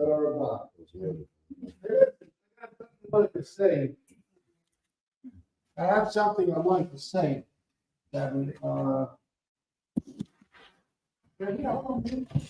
I got, you wasn't on mute, right? No, I wasn't on mute. My seat wasn't on mute. I have something I want to say. Last week we had a class. And a question, Sister Zakaria asked a question about the descendants of Korah. And that Korah's children were all killed. And I've explained to the family that Korah's children wasn't all killed. One of Korah's children, one of the verifications and proof that Korah's children was still alive was the high priest Eli. That's what I stated in my response. But I was incorrect. I said it was the high priest Eli that was a descendant of Korah. Korah was the man, or one of the men, with Dathan and another brother, Abiru, that went up against Moshe and Aharon. And as a punishment for their disrespect that they showed to Moshe, the Creator opened up the earth and swallowed them and their household with them. And all the 400 men, 200 and something men, I think it was at that time, that was along with them. And I was trying to remember, as if you go back and watch the video, I was trying to remember who it was that was the descendant of Korah many years later to show you that the house of Korah wasn't completely destroyed. And the one that I said was the priest, the high priest, Eli. And that's not true. That was an error. That was a mistake. The high priest Eli was out of Aharon's lineage. The one who was out of Korah's lineage was the prophet Samuel.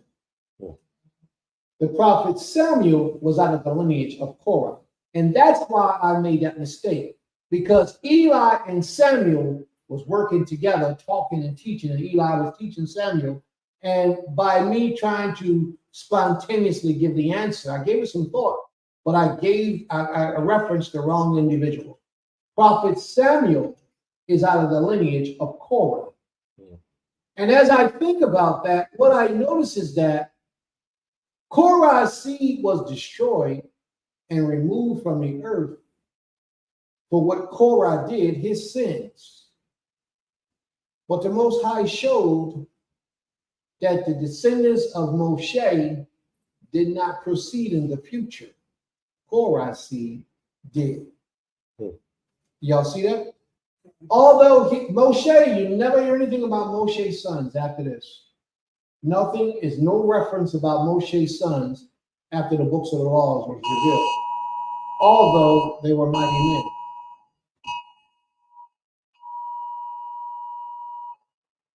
They're trying to tell us it's going to be a warning.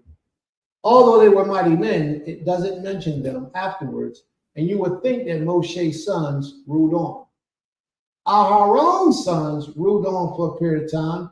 Eli was out of the lineage of Aharon, and he was supreme ruler and king and priest at that particular time. Not king, but priest. But the priest sat instead of the king at that particular time. And then after Aharon's son died, Shemuel took over. But that was it. Shemuel's sons did not precede him afterwards. They did not go after him. Once he passed away, it went back to Aharon again, with Nathan and those brothers. All right? So I'm just letting y'all know that that's how that went. Now, there were other children of Korah who also survived, and a lot of them are the authors of books in the Psalms. If you read through the Psalms, some of those priests were the lineage of Korah, and it makes mention to them. So I had to go on record because, you know, after these classes are over, I go back and watch the videos. And when I went back and watched that video, I saw and I noticed that I said the wrong name. That ain't his name. It's supposed to have been Shemuel. So I had to come back and make it known because I wouldn't want y'all, I know how y'all take my words to life. Y'all be like, "Bruce did it. It's got to be true." So anytime I see an error, I wouldn't want y'all to be going out to the world, teaching the world something wrong. So therefore, I have to correct myself. So please, y'all forgive me for my error. It was done in haste, trying to give an answer quickly. But I was in the right scenario, with the wrong prophet. So may the Most High be praised. All right. Do we have any announcements? Well, Shabbat is this 2 days. In 2 days is the weekly Shabbat. Keep that in mind, please, family. and Creator willing, we'll be back here again to delve into the scriptures. And if I'm not mistaken, we'll be getting into the book of 1 Samuel, chapter 13. That's where we should be picking up at. May the Most High be praised. Toda Rabbah. Shalom, shalom, family. Ahit Raoh.